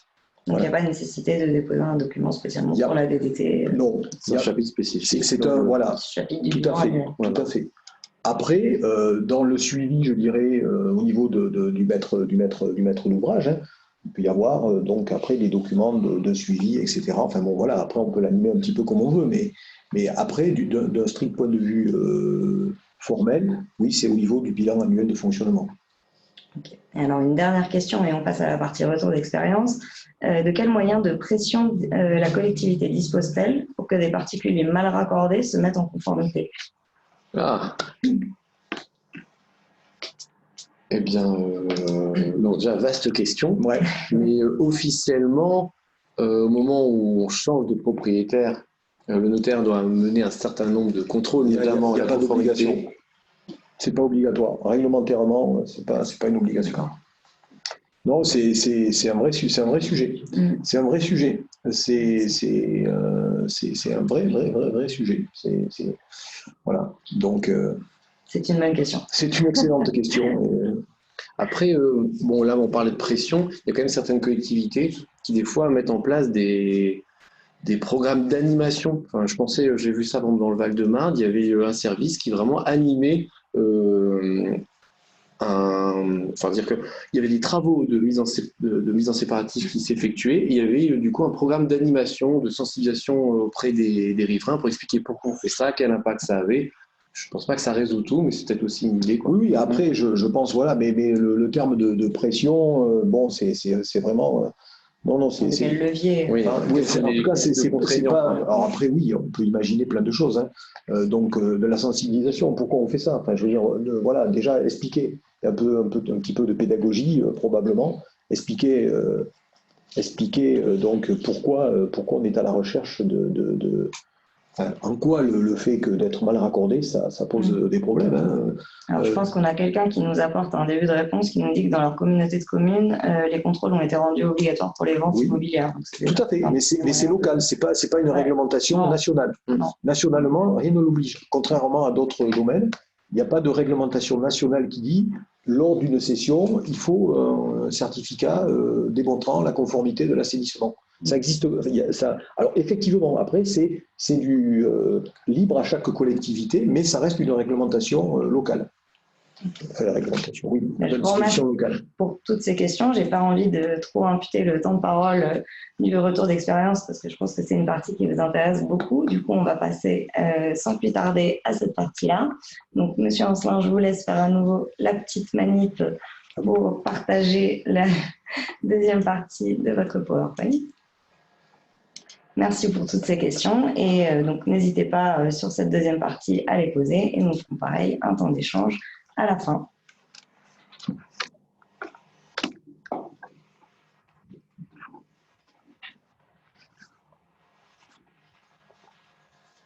C'est bon. Du coup, là, l'objectif de cette partie, c'est de présenter le retour d'expérience effectué sur le CIARS. En effet, pour différents enjeux qu'on va présenter par la suite, on a été en lien avec le CIARS, comme c'était évoqué précédemment, contraint de mettre en place la démarche assez rapidement. Donc la présentation s'articulera autour de 4 temps: la présentation du territoire et des enjeux par Claire. Ensuite, compte tenu de ces éléments, on vous montrera comment on a démarré la démarche, construit avec les différentes parties prenantes en 2017 notamment, la construction et l'élaboration du diagnostic permanent, avec donc les modalités et comment c'est organisé. Et une troisième partie où voilà, on vous montrera où on en est. Aujourd'hui, il est établi.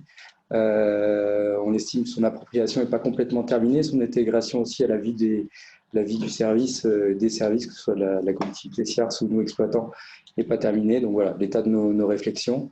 Et enfin, une dernière partie sur les bénéfices que ça apporte quand même déjà au CIARS. Donc le CIARS, le syndicat d'aménagement de rivières et du cycle de l'eau, donc on est situé à Corbeil-Essonnes, donc dans le département de l'Essonne. On couvre 68 communes, donc de l'Essonne, de la Seine-et-Marne et du Loiret. De la carte là, qui vous présente en fait le territoire du CIARS. Donc on intervient sur tout le cycle de l'eau, de la rivière, de l'eau potable et donc également de l'assainissement. D'un point de vue assainissement, donc on exerce des compétences diverses, c'est-à-dire la collecte, le transport, le traitement des eaux usées, également tout ce qui est collecte et traitement des eaux pluviales. Et on a également un SPANC donc pour gérer tout ce qui est assainissement non collectif sur l'ensemble de ces communes. On peut voir sur la carte que vous avez à droite, là, donc, les unités de fonctionnement de la direction assainissement, donc, qui sont rattachées à des bassins de collecte épuration. La petite annotation BCE, c'est bassin de collecte épuration. Donc, pour chacune de nos stations d'épuration, on en a 11, on a un bassin de collecte épuration. Donc, c'est les couleurs que vous voyez. Par exemple, ce qui apparaît en jaune est un bassin de collecte épuration, c'est-à-dire que c'est les 12 communes rattachées à une seule station d'épuration que vous avez, donc, notamment sur Corbeil-Essonnes, et qui s'appelle Exona. Donc ça, pour nous, ça c'est les unités fonctionnelles.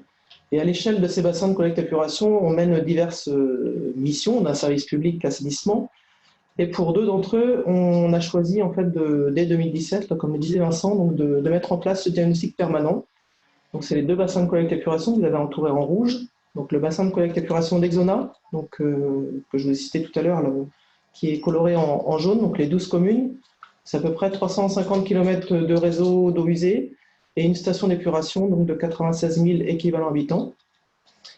Un autre territoire où on a également déployé le diagnostic permanent depuis 2017, c'est le bassin de collecte épuration de Marolles, coloré ici en bleu plus foncé, avec une station d'épuration donc de 22 000 équivalents habitants et une soixantaine de kilomètres de réseau d'eau usée raccordés à cette station d'épuration qui couvre 7 communes. Donc pourquoi on a choisi ces 2 bassins de collecte épuration pour mener ce diagnostic permanent? C'est que ces 2 territoires sont marqués par des gros enjeux pour nous. Déjà, ce sont des territoires marqués par la présence de nappes et de cours d'eau. Pour le premier bassin de collecte épuration qui apparaissait en jaune, on suit la vallée de l'Essonne, donc la rivière, qui est aussi pas mal connectée à des marais en fait. C'est une vallée avec des marais, notamment Natura 2000. Et en fin de circuit, on se retrouve aussi en confluence avec la Seine. Donc on longe également sur une partie du territoire le fleuve Seine. Donc on a des nappes qui sont attenantes à ces cours d'eau dans lesquels nos réseaux progressent. Voilà. Et sur le deuxième territoire, le bassin de collecte épuration de Marolles, on est également sur la même problématique. Alors on n'a pas le fleuve Seine, mais on a la rivière de la Juine. Et on a également la présence de nombreux marais qui sont également riches faunistiquement et floristiquement, voilà, et qui voient en fait des réseaux d'assainissement les traverser. Donc du fait qu'ils traversent bien évidemment ces marais et qu'ils longent ces cours d'eau, donc on est sur des territoires avec une forte présence d'eau parasite. Notamment, ça s'est accentué ces dernières années avec la remontée des nappes. Et alors, ça s'est encore plus accentué depuis les épisodes de crue de 2016 et 2018, où là, on a vraiment subi des arrivées d'eau sur nos stations d'épuration de manière conséquente, qu'on n'a pas su gérer. Voilà. Donc, on est avec des eaux parasites en volume important sur ces 2 stations d'épuration. Bien évidemment, ces 2 stations d'épuration, du coup, d'un point de vue conformité, sont non conformes. Que ce soit Exona, elle est non conforme d'un point de vue préfectoral.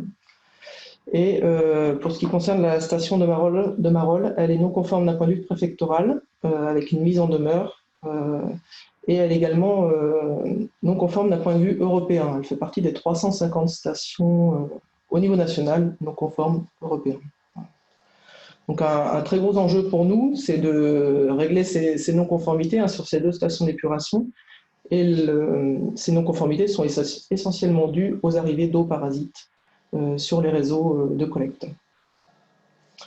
Un autre enjeu sur ces 2 territoires, on se trouve au sud de Paris, donc on est à une cinquantaine de kilomètres de Paris, donc avec des développements urbains très très forts, des communes qui ont des perspectives d'urbanisation croissantes, et donc du fait que ces 2 stations d'épuration soient classées non conformes aujourd'hui, on a tendance à nous dire, de la part de la service de l'État notamment, qu'il va falloir stopper l'urbanisation, ce qui n'est pas entendable bien sûr pour les communes. Donc on se doit, nous, syndicats d'assainissement, régler ces non-conformités pour permettre le développement du territoire. Donc face à tous ces enjeux, le CIARS a choisi en fait de mettre en place les diagnostics permanents sur ces 2 territoires bien avant l'échéance pour montrer en fait la bonne volonté qu'on a pour régler ces apports d'eau claire parasites sur ces 2 stations d'épuration.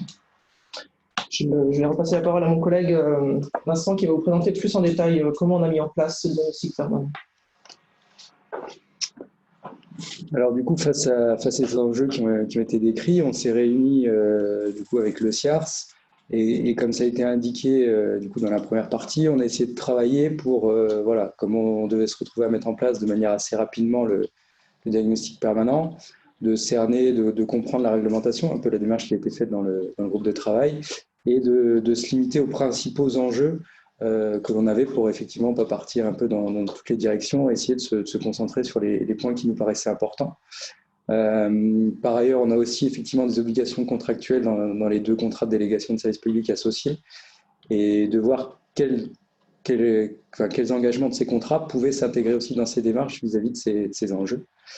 À partir de là, on a fait une sélection des indicateurs. J'y reviendrai un petit peu en détail juste après sur la partie Marolles. Et en fonction de ces indicateurs liés aussi aux 3 enjeux, patrimoine, fonctionnement, environnement, on a initié les plans d'action en reprenant, on va dire, pour partie, effectivement, des choses qui étaient déjà réalisées dans les contrats ou que faisait déjà le CIARS et qu'on retranscrivait dans le diagnostic. Comme on était effectivement au démarrage de cette démarche, on avait quand même des échanges réguliers avec les services de l'État vis-à-vis des problématiques énoncées, on a réalisé une réunion avec principalement la police de l'eau, donc c'est DDT 91 pour Marolles et la Drieux pour Exona, pour valider un peu notre démarche, comme on partait un peu de notre propre chef, donc valider avec eux les indicateurs qu'on avait retenus, les actions qu'on se dirigeait, et puis un peu la démarche que l'on prenait sur ce diagnostic permanent. Eux étaient également intéressés puisqu'ils étaient c'était parmi les premières démarches, donc on n'a pas eu de frein bloquant, ils étaient plutôt intéressés par le fonctionnement et comme on le voit sur la présentation de Claire avant, les enjeux sont assez évidents, donc on s'est assez vite retrouvé sur les indicateurs, les enjeux et les actions retenues. Passer cette étape, donc en lien avec un centre d'expertise qui s'appelle le LIR chez nous, on a mis en place les indicateurs. On retrouve après, donc là sur la deuxième ligne, calcul automatique dans les outils, en fait l'enjeu de recueil des données qui était évoqué avant. Donc comment centraliser au plus vite et au mieux les données curage, inspection, volume déversé, eau claire. Voilà, tout ce qui est travaillé, tous ces indicateurs qui sont présents au quotidien dans le service, comment faire en sorte qu'ils remontent assez facilement et qu'ils puissent venir alimenter un livrable dessus. Et donc l'option qui a été prise pour l'instant, donc c'est quand même un document qui est assez lourd. À ce jour, on n'est pas en mesure d'intégrer tous les éléments du diagnostic permanent à l'échéance du rapport d'autosurveillance qui a lieu fin février. Donc on construit un livrable à côté, qui est produit un peu plus tard dans l'année. Donc on a créé la trame aussi. Donc c'est lourd la première année. Après, elle se met en œuvre. On verra quelques exemples aussi de trame. Elle se met à jour plus facilement.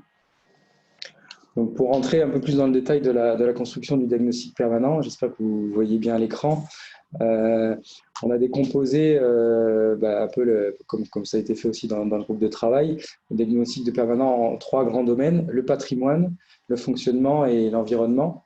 Le patrimoine, le premier enjeu, c'est effectivement de le connaître pour après bien mesurer et bien mesurer l'efficacité de son fonctionnement. Donc, comme le précisait Claire, la non-conformité du système, donc là on est sur le cas de Marolles-Saint-Vrain, vient de l'apport d'eau parasite. Donc la station d'épuration fonctionne bien. Donc dans un premier temps, on a écarté tout ce qui était relatif au patrimoine de la station. Ils sont suivis par ailleurs dans le cadre de rapports annuels ou autres, mais on a décidé de ne pas l'intégrer dès le démarrage au diagnostic permanent parce que ce n'était pas un enjeu de fonctionnement. On s'est orienté principalement du coup, sur les canalisations et sur les déversoirs d'orage.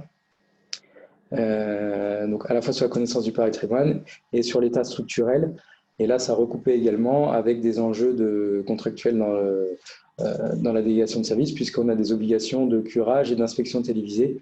Donc ça permet, ces éléments-là viendront intégrer le suivi et la connaissance du patrimoine.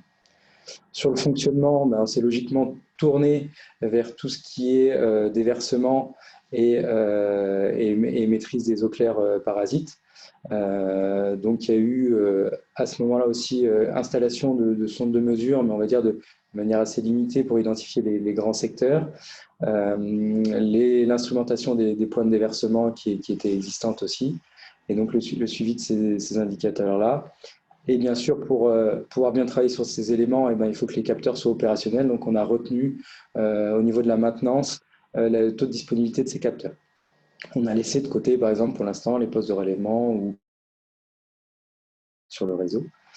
Et enfin, en environnement, on s'est concentré sur tout ce qui est mauvais raccordement, etc. Surtout qu'il y a un enjeu aussi sur ce bassin, et c'est ce qu'on voit même sur l'autre, et que d'autres collectivités peuvent avoir, c'est qu'un maître d'ouvrage n'est pas forcément compétent sur tout le système qui est raccordé à la station. Donc il y a un vrai enjeu de recueillir les données qui ne sont pas de la compétence directe du syndicat en question, donc là en l'occurrence le CIARS, mais dont les effluents viennent finir dans le système où là le CIARS se retrouve compétent, notamment à la station de Maron. Donc là il y a un vrai enjeu là-dessus, et notamment là de récupérer, pour être très concret, les enquêtes de conformité des autres communes. Et par exemple aussi, ça c'est pour illustrer, on a retenu quand même sur la maîtrise des sous-produits l'enjeu des boues, qui était un des points de travail aussi actuels de la station, pour ne pas l'écarter complètement du diagnostic, et donc conserver le suivi des boues et de la valorisation des boues de la station. Voilà un peu la philosophie et le choix des indicateurs avec cette structure-là qui avait été faite pour sélectionner. Au niveau de l'organisation, alors comment ça se passe? Aujourd'hui, on a fait 2 ans de diagnostic permanent. Donc en 2018, on a élaboré celui de 2017 et puis en 2019, celui de 2018. On a une phase de collecte et de transmission des données. Donc là, plutôt notre partie à nous, exploitant Suez. Voilà, sur tout ce qui est fonctionnement des réseaux, postes, les données des capteurs, tout ce qui est données patrimoniales aussi, mettre à jour tous les ans avec les plans qui appuient nos communautés et la collectivité, etc. Donc là, c'est souvent une phase. Alors quand on est délégataire, on a cette phase, elle est conjointe en général à la partie rapport annuel du délégataire. On l'a construit en même temps, et cette phase, on essaie de la réaliser conjointement. Et puis là, il y a un gros travail d'analyse, de cohérence, de croisement des données. C'est ça qui est intéressant sur la partie de diagnostic permanent.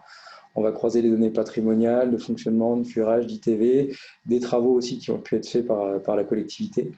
Donc là, notre service exploitation se fait aider d'un expert technique de chez Suez aussi pour faire tout ce travail-là d'analyse. On vous a mis sur la partie droite une idée du temps. Donc là, on est sur des systèmes assez gros. Donc ça représente quand même pas mal de jours de travail. On a résumé, hein, c'est approximatif, hein, mais c'est en gros une 30aine de jours de travail. Et ce qu'on voulait, pour rejoindre un peu les thématiques qui étaient évoquées précédemment, ce qu'on voulait montrer, c'est qu'il y a dans ce sujet-là, comme vous l'avez vu, le sujet des eaux claires est très prenant. Donc, il y a la partie de travail spécifique sur l'analyse des données, les calculs de CPP, ECPM, ça représente environ 15 jours. Et il y a quand même 15 jours derrière pour toute la démarche globale de construction, d'animation, d'échange avec le CIARS, de diagnostic. Voilà. L'enjeu aux parasites est présent, donc c'est un bout non négligeable. La démarche globale du diagnostic représente aussi un temps et un travail non négligeable. Après, c'est vrai qu'on est sur les premières années, donc peut-être qu'avec le temps, ça va pouvoir se réduire un peu. Mais sur les premières années, c'est un travail important. Ensuite, on élabore le livrable. Et comme ça a été évoqué, effectivement, nous, en tant que délégataire, on ne peut pas faire le travail tout seul. Donc là, j'ai une coquille dans la présentation. J'ai oublié le CIARS dans la dernière partie partage et présentation sur le livrable, où effectivement, on a besoin de leur regard sur les travaux qu'ils ont menés. Certaines actions que l'on propose sont aussi pas dans notre ressort, puisque certaines actions sont menées directement par le CIARS. Donc, pour les proposer, les partager en fonction des enjeux aussi derrière, on se cale sur les actions qu'on peut proposer et inscrire dans le diagnostic permanent, voilà, dans le livre. On vous a mis derrière quelques exemples d'extraits de livrables. Donc, il n'y a pas tout le livrable parce qu'il est assez conséquent. Mais voilà, les 4 grands domaines. Donc, il y a une partie importante du diagnostic permanent, c'est l'évaluation et justement de cette amélioration continue. Donc, on a défini des objectifs de performance que vous avez vus qui sont voilà, détaillés ici. Donc là, on est sur un des piliers du patrimoine, connaître le patrimoine, qui a pour chaque petit carré noir qu'on a vu précédemment, il y a une diapo comme ça, où on récapitule les indicateurs qu'on a retenus, l'objectif fixé et le résultat. Il y en a où c'est très clair, par exemple le taux de géolocalisation des regards, les mises à jour. Voilà, on s'est fixé des enjeux sur à la fois le contrat et à la fois avec le CIARS, de les tenir. Donc on voit, là c'était les démarrages, donc on avait des premières phases de mise à jour, on a fait le géoréférencement des réseaux sur la première année, donc ça s'est incrémenté, on arrive à un taux de 80%, il reste à terminer. Et on est dans une deuxième phase de mise à jour des matériaux et diamètres de pose, par exemple. On retrouve, pareil, en connaissance de patrimoine, c'est savoir si les déversoirs sont bien intégrés. On le voit de plus en plus en travaillant sur ces sujets-là, qu'on en retrouve des fois sur le terrain. Donc, c'est à chaque fois les intégrer dès qu'on les connaît et vérifier leur capacité à chaque fois et de savoir à quel niveau et comment ils doivent être suivis. Conformité du dispositif d'autosurveillance, bon là on s'est estimé conforme, pas de validation extérieure, mais d'après notre connaissance, ce qui a été fait, on s'estime conforme. Et puis, ce qui résume ça aussi, c'est un indicateur de connaissance de gestion patrimoniale. Voilà. Et donc ça, on va l'alimenter tous les ans dessus. Ça donne une vision récapitulative du sujet patrimoine. Là, c'est un zoom sur un indicateur. Je ne vais pas vous le présenter en détail, mais typiquement, celui-là, c'est sur les inspections télévisées et la connaissance. Donc, on avait une étude aussi de diagnostic rapide. Voilà, donc c'est le linéaire de réseau aussi qui était inspecté, le nombre de regards qui a été inspecté, et puis on peut le suivre en lien à la fois avec nos obligations contractuelles, et puis ça vient aussi alimenter, on en parlera après, un schéma directeur qui est en cours par la collectivité, et ça lui permet de savoir voilà, les linéaires qu'on a réalisés, comment elle peut les imbriquer avec ceux qu'elle va prévoir dans son schéma directeur. Et là, on fait apparaître aussi des pistes d'action sur la droite. Voilà, donc on va prioriser à partir des études qu'on a faites sur les regards. Ça va permettre d'orienter notre programme d'inspection télévisée et du coup de l'optimiser.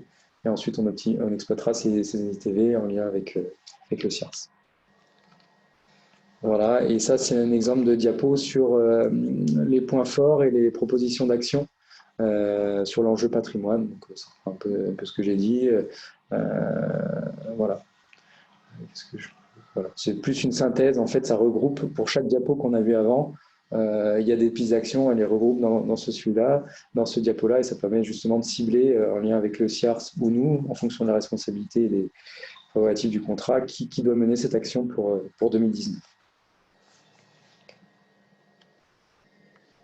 Et on voulait aussi montrer, donc on avait sorti les 3 premières diapos sur le patrimoine pour montrer que le diagnostic permanent, ce n'est pas que des eaux claires parasites, mais compte tenu des enjeux, c'est aussi des eaux claires parasites. Et donc là, c'est un exemple de diapo fonctionnel avec un état des lieux des indicateurs de fonctionnement eaux claires parasites sur le territoire. Donc on retrouve les capteurs qui avaient été installés par commune et le bilan assez classique pour ceux qui en font, d'eau claire parasite permanente, eau claire météorique et eau claire parasite permanente et eau usée stricte. Donc là, on voit sur des années, effectivement, 2018, avec des nappes très très hautes pendant très longtemps, sur quasiment tout le premier semestre, que les taux d'eau claire étaient relativement importants.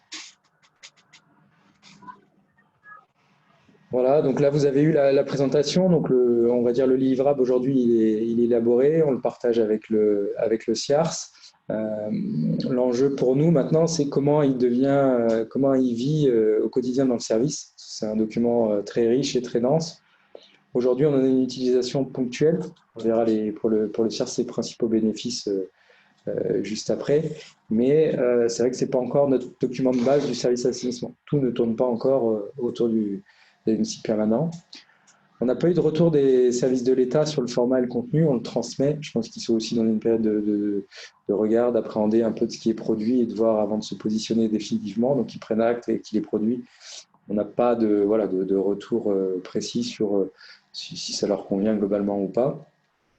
Il est construit pour répondre à leurs enjeux. Donc, après, il peut y avoir des remarques sur le format ou le contenu. Je pense que sur le fond et le contenu de ce qui a été présenté, on ne va pas être très loin de la vérité. Et après, on a une réflexion aussi sur ces contrats-là et c'est ces périmètres-là avec le CIARS où on doit produire donc un rapport d'autosurveillance, pour la collectivité un rapport annuel sur la précarité du service, pour nous un rapport du délégataire. Ces périmètres sont ISO 14001, donc on a des revues de direction. Maintenant, il y a le diagnostic permanent et donc ça fait beaucoup de documents élaborés dans lesquels on retrouve des fois des données communes.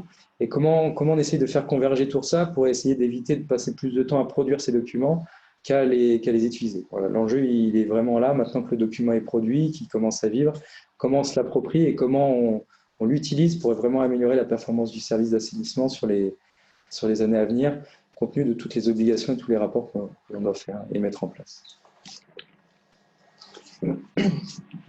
Donc oui, les bénéfices pour le CIARS d'avoir lancé ces diagnostics permanents, dans un premier temps, c'est avant tout répondre aux obligations réglementaires, donc par anticipation, mais sur ces deux bassins de collecte et épuration, il y avait des enjeux. Donc pour le coup, on a répondu par avance. On a d'autres bassins de collecte et épuration où on ne s'est pas encore lancé dans le diagnostic permanent.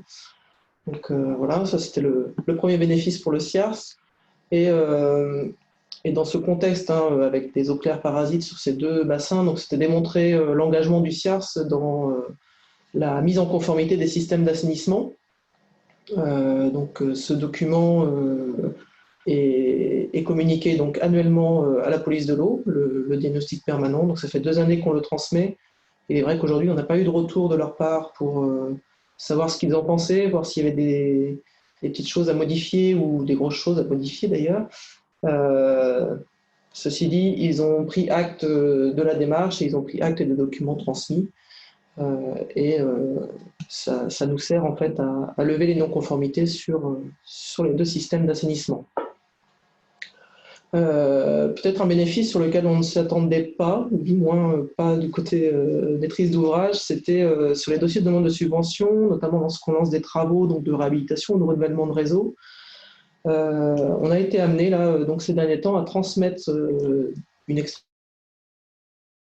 pour justifier en fait la nécessité de faire les travaux et donc d'obtenir des financements, notamment de la part de l'Agence de l'eau et du département de l'Essonne. C'était un peu une mine d'or, parce que dans ce diagnostic permanent, on a pas mal de chiffres qu'on ne saurait pas avancer si on n'avait pas fait toute cette démarche. Ça a été très bien perçu par l'Agence de l'eau et par le département de l'Essonne qui ont pris acte de toutes ces données et qui ont donc un peu surélevé leur taux de subvention pour les opérations concernées. Voilà. Un autre bénéfice, ça contribue au schéma directeur. Donc c'est vrai que sur le bassin de collecte et épuration de Marolles, celui qui était en bleu au début, on a lancé un schéma directeur en début d'année 2019. Et donc on est en cours de phase 2, donc avec la campagne de mesures qui vient d'être terminée. Et c'est vrai qu'on met en parallèle de cette campagne de mesures ponctuelle qui a été réalisée en phase 2 les résultats du diagnostic permanent qui, pour le coup, on a une antériorité plus forte puisqu'on a des données depuis 2017. Donc on arrive à croiser les données entre la campagne ponctuelle du schéma directeur et puis les données du diagnostic permanent. C'est vrai que du coup on a plus de données, donc peut-être avec un maillage plus fin sur les bassins versants au sein du bassin de collecte et épuration, maillage plus fin, et puis aussi ça nous a permis de modifier quelques petites choses sur le diagnostic permanent. On s'est aperçu que sur certains capteurs ou sur certains positionnements de sondes, on n'était pas forcément bien, donc ça a permis également, on a remonté l'information bien sûr à l'exploitant, qui a améliorer de cette façon aussi le diagnostic permanent. Donc c'est vraiment un échange dans les deux sens. Et ce schéma directeur qui est en cours, c'est vrai que c'est assez agréable de pouvoir s'appuyer non seulement sur une campagne ponctuelle de mesures qui a lieu sur 4 semaines généralement, mais aussi sur des données qui datent de 2-3 ans, et notamment avec les variations de nappe qu'on n'a pas forcément sur une campagne ponctuelle sur les 4 semaines. On ne peut pas avoir des nappes basses puis des nappes hautes, c'est pas possible. Donc là, on a vraiment un panel de données sur aussi bien les nappes basses que sur les nappes hautes, voilà, sur 2-3 ans en fait en arrière. Et ça permet donc d'avoir derrière un programme de travaux qui va être un peu plus consolidé que sur des schémas directeurs classiques. Et donc un autre bénéfice qui est un peu généraliste, mais c'est aussi la vision globale de son système d'assainissement. C'est vrai que ça nous amène quand même pas mal de données, donc on a une connaissance de notre système d'assainissement sur ces deux bassins de collecte et épuration, peut-être un peu plus fine que sur les autres, pour lesquels on n'a pas encore commencé ce diagnostic permanent. C'est vrai qu'on s'y intéresse peut-être davantage. On a donc les rapports annuels, on les commente avec notre exploitant. On est inscrit dans une démarche avec un plan d'action. Donc voilà, il y a tout un système qui permet d'améliorer notre connaissance aussi sur le patrimoine via ce diagnostic permanent. Voilà, et donc on en a fini avec notre présentation. Alors, du coup, on va pouvoir passer au temps de questions-réponses. Merci beaucoup pour la présentation de ce retour d'expérience.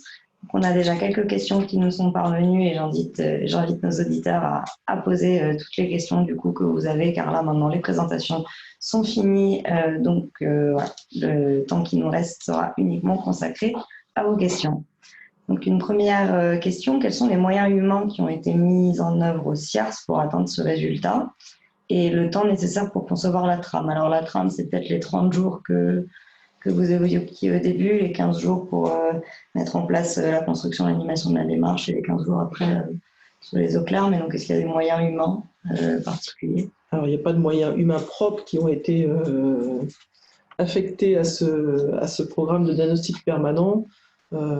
C'est les personnes qui étaient en charge de ces secteurs qui ont pris en main le diagnostic permanent. Donc, il n'y a pas eu de renforcement des équipes pour mener ce diagnostic permanent.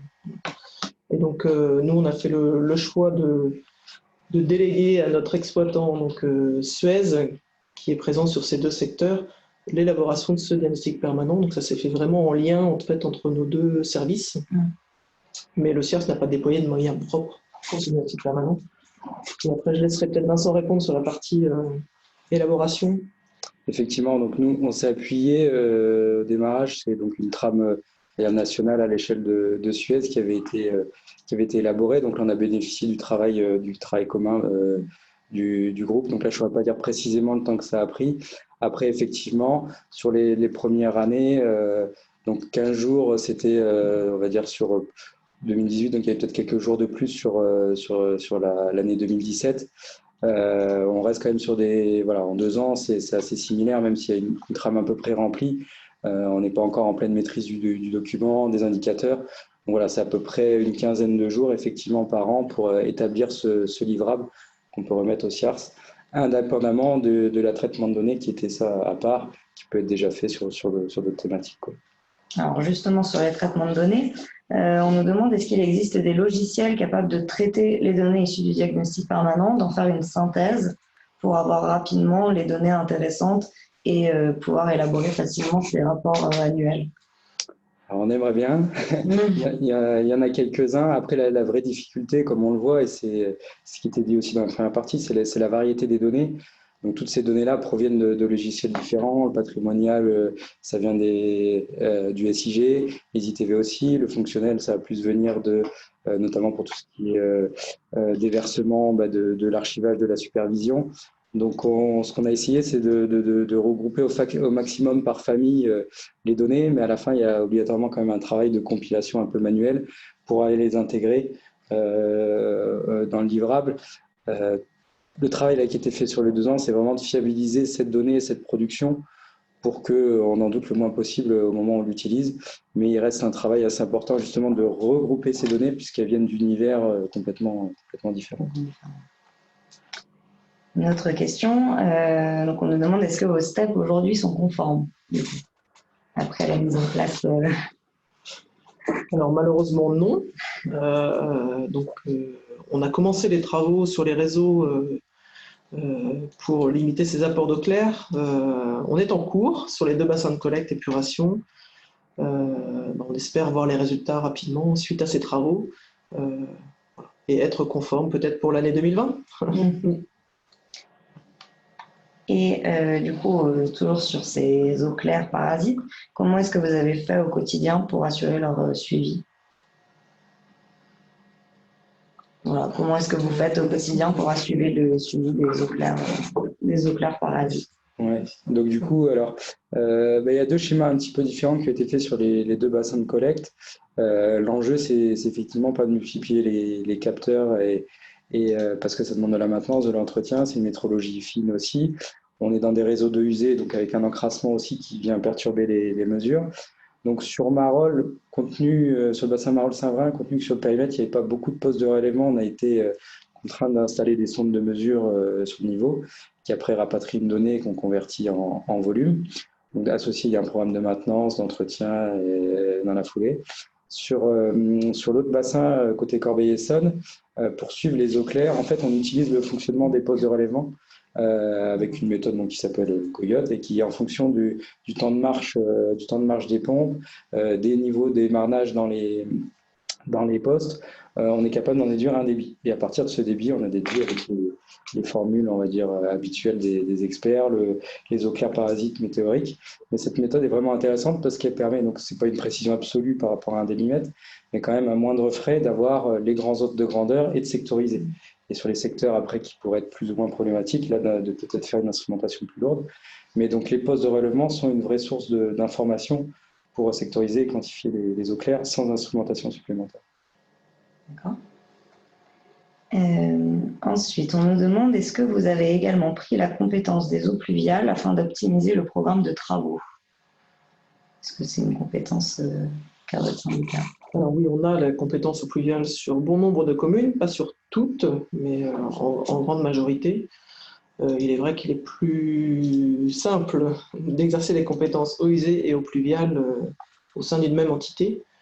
Donc, petit à petit, on a de plus en plus de communes qui nous délèguent la compétence, qui nous transfèrent la compétence eaux pluviales. Donc, en grande majorité, on exerce également la compétence eaux pluviales sur toutes nos communes. D'accord. Et alors, afin de retirer ces eaux claires parasites, quelle est votre politique au niveau de la mise en place d'un séparatif sur les parties privées? Est-ce que vous faites une mise en demeure des particuliers ou un travail uniquement sur les voiries? Alors, on intervient sur le domaine public, ça bien évidemment, on intervient également chez les privés, c'est-à-dire on a une politique aussi, sur la question a été posée juste auparavant là, sur l'autre présentation, mais on incite fortement les communes à délibérer dans le sens où elles obligent les particuliers à faire un contrôle conformité dès lors qu'ils vendent un bien. Voilà. Donc, les communes délibèrent dans ce sens pour rendre obligatoire le contrôle conformité pour les biens raccordés au réseau. Le SIARS prend en charge ce contrôle, c'est pris en charge via la facture d'eau. On réalise ce contrôle et on notifie en fait la conformité ou la non-conformité, en fait, la séparativité. On donne un délai bien sûr d'1 an pour se mettre en conformité. Et après, on fait des relances régulières, des relances courrier avant tout. Voilà. Sachant que lorsqu'on a fait un petit travail, un d'étude, c'est-à-dire que quand on a obligé les personnes à se mettre en conformité, on obtient à peu près, on obtient pas loin de 50% de mise en conformité, en fait, que ce soit de la part du vendeur ou de l'acheteur. En fait, généralement, il y a un compromis qui est fait entre le vendeur et l'acheteur. On obtient 50% de résultats de mise en conformité. Ce qui n'était pas le cas en fait quand on menait des grandes campagnes annuelles de contrôle sur des quartiers entiers où là on obtenait des mises en conformité à hauteur de, je ne crois pas me tromper en me disant 2% en fait. Donc le résultat n'était pas là, donc on a arrêté en fait ces campagnes annuelles sur des quartiers entiers et on privilégie en fait les contrôles lors des ventes et on s'aperçoit que les mises en conformité sont là, derrière en fait. Oui, donc en fait, on voit que c'est ce qui apparemment se fait sur d'autres territoires. C'est la réponse qui nous a été proposée tout à l'heure. Alors, la personne qui nous posait la question sur le suivi au quotidien des eaux claires parasites a précisé un peu et demande en fait comment la donnée est utilisée par l'exploitant au quotidien. Est-ce que ces données sont analysées par les exploitants chaque semaine? Est-ce que ça génère des interventions systématiques? Aujourd'hui, non. C'est parce qu'on n'a pas vraiment d'action qu'on peut mener on va dire au quotidien sur ces eaux claires. Au quotidien, c'est plus le suivi de la supervision, des pannes, effectivement, et des dysfonctionnements. Effectivement, ils sont analysés donc, suite à l'élaboration de diagnostics permanents d'une année sur l'autre en lien avec le SIARS sur des zones où on identifie où des travaux après pourraient être menés. Voilà. Après, on a entre guillemets peu d'actions qu'on pourrait faire très quotidiennement au jour le jour pour lutter contre ces zooparasites. C'est plutôt une démarche, on va dire, moyen terme et d'analyse a posteriori qui est réalisée. D'accord. Oui, du coup, la personne précisait, est-ce que c'est possible de le faire chaque semaine sans attendre une analyse sur le temps long, donc une analyse annuelle, mais en fait, si c'est ce qui est fait aujourd'hui. Après, c'est sur des décalages importants. On peut avoir des cas où on va repérer tout d'un coup qu'il y a une brutale augmentation. Quand ce sont des parasites, donc encore une fois, on est sur cette notion de périodicité. Donc on sait que on est sur du moyen long terme en termes d'effet des actions qu'on va pouvoir engendrer mettre en œuvre sur le réseau. Par contre, le suivi, je dirais, avec un timing resserré, ça peut être intéressant. Par exemple, s'il y a une casse d'une conduite d'eau qui intervient et qui va se déverser dans un collecteur. Ce sont des choses qui arrivent de temps en temps. Ça, c'est des choses qu'on peut éventuellement repérer. Enfin, ça reste quand même plutôt... voilà, c'est ça. Mais c'est le genre de choses qu'on peut éventuellement repérer et qui peut nous amener ensuite à aller rechercher, donc avec des montées brutales, qui ne sont pas liées à du temps de pluie. L'enjeu, après, nous, c'est surtout l'impact qu'il y a eu sur l'exploitation, c'est maintenir la disponibilité des capteurs. À un moment, on peut se dire qu'une sonde de niveau sur un poste de relèvement, si elle tombe en panne, c'est pas très grave.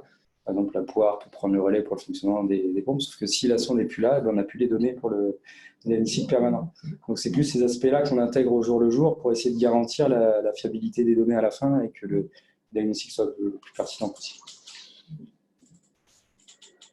Merci beaucoup pour toutes ces réponses. On n'en a plus d'autres questions, mais si vous en avez encore, n'hésitez pas, nous restons encore en ligne quelques minutes. Le temps pour moi de vous rappeler que l'intégralité de cette webconférence pourra être regardée en replay pour nos abonnés sur notre plateforme en début de semaine prochaine. Vous aurez également à disposition les supports de présentation. Vous allez recevoir par mail un sondage de satisfaction. Donc, merci de prendre quelques minutes pour y répondre. Il est vraiment très rapide et ça nous permet de savoir est-ce que vous avez été satisfait du contenu de cette webconférence, est-ce que vous avez encore des questions en suspens. Si tel est le cas, on peut vous mettre en contact avec nos intervenants pour qu'ils puissent y répondre. Est-ce qu'il y a des sujets que vous aimeriez qu'on aborde lors de ces webconférences, parce que ces formations sont avant tout pour vous et pour répondre à vos besoins. Et enfin, comme il y a des gens qui ne nous connaissent probablement pas, est-ce que vous voulez être recontacté pour avoir plus d'informations sur notre offre? Je vois qu'on a une dernière question. On nous demande, est-ce que la démarche de diagnostic permanent peut s'appliquer au SPANC? Grand silence. Le SPANC gère avant tout, c'est plutôt des installations privées, donc mis à part les contrôles et peut-être pour ceux qui ont la compétence entretien, peut-être, mais ceux qui ont que la compétence contrôle des assainissements non collectifs, sur des installations privées, je ne vois pas trop la finalité. En effet. Et bien, je vous remercie à tous pour vos interventions. Donc, merci Jonathan Vertel, Gilles Andrea, Vincent Ancelin et Claire Saint-Laurent d'avoir fait le déplacement jusque dans nos studios et pour vos interventions qui étaient très claires, qui ont passionné beaucoup de monde. Je serai ravie de vous retrouver bientôt en ligne pour une prochaine webconférence. Encore merci à tous et à bientôt. Merci beaucoup. Merci. Au revoir.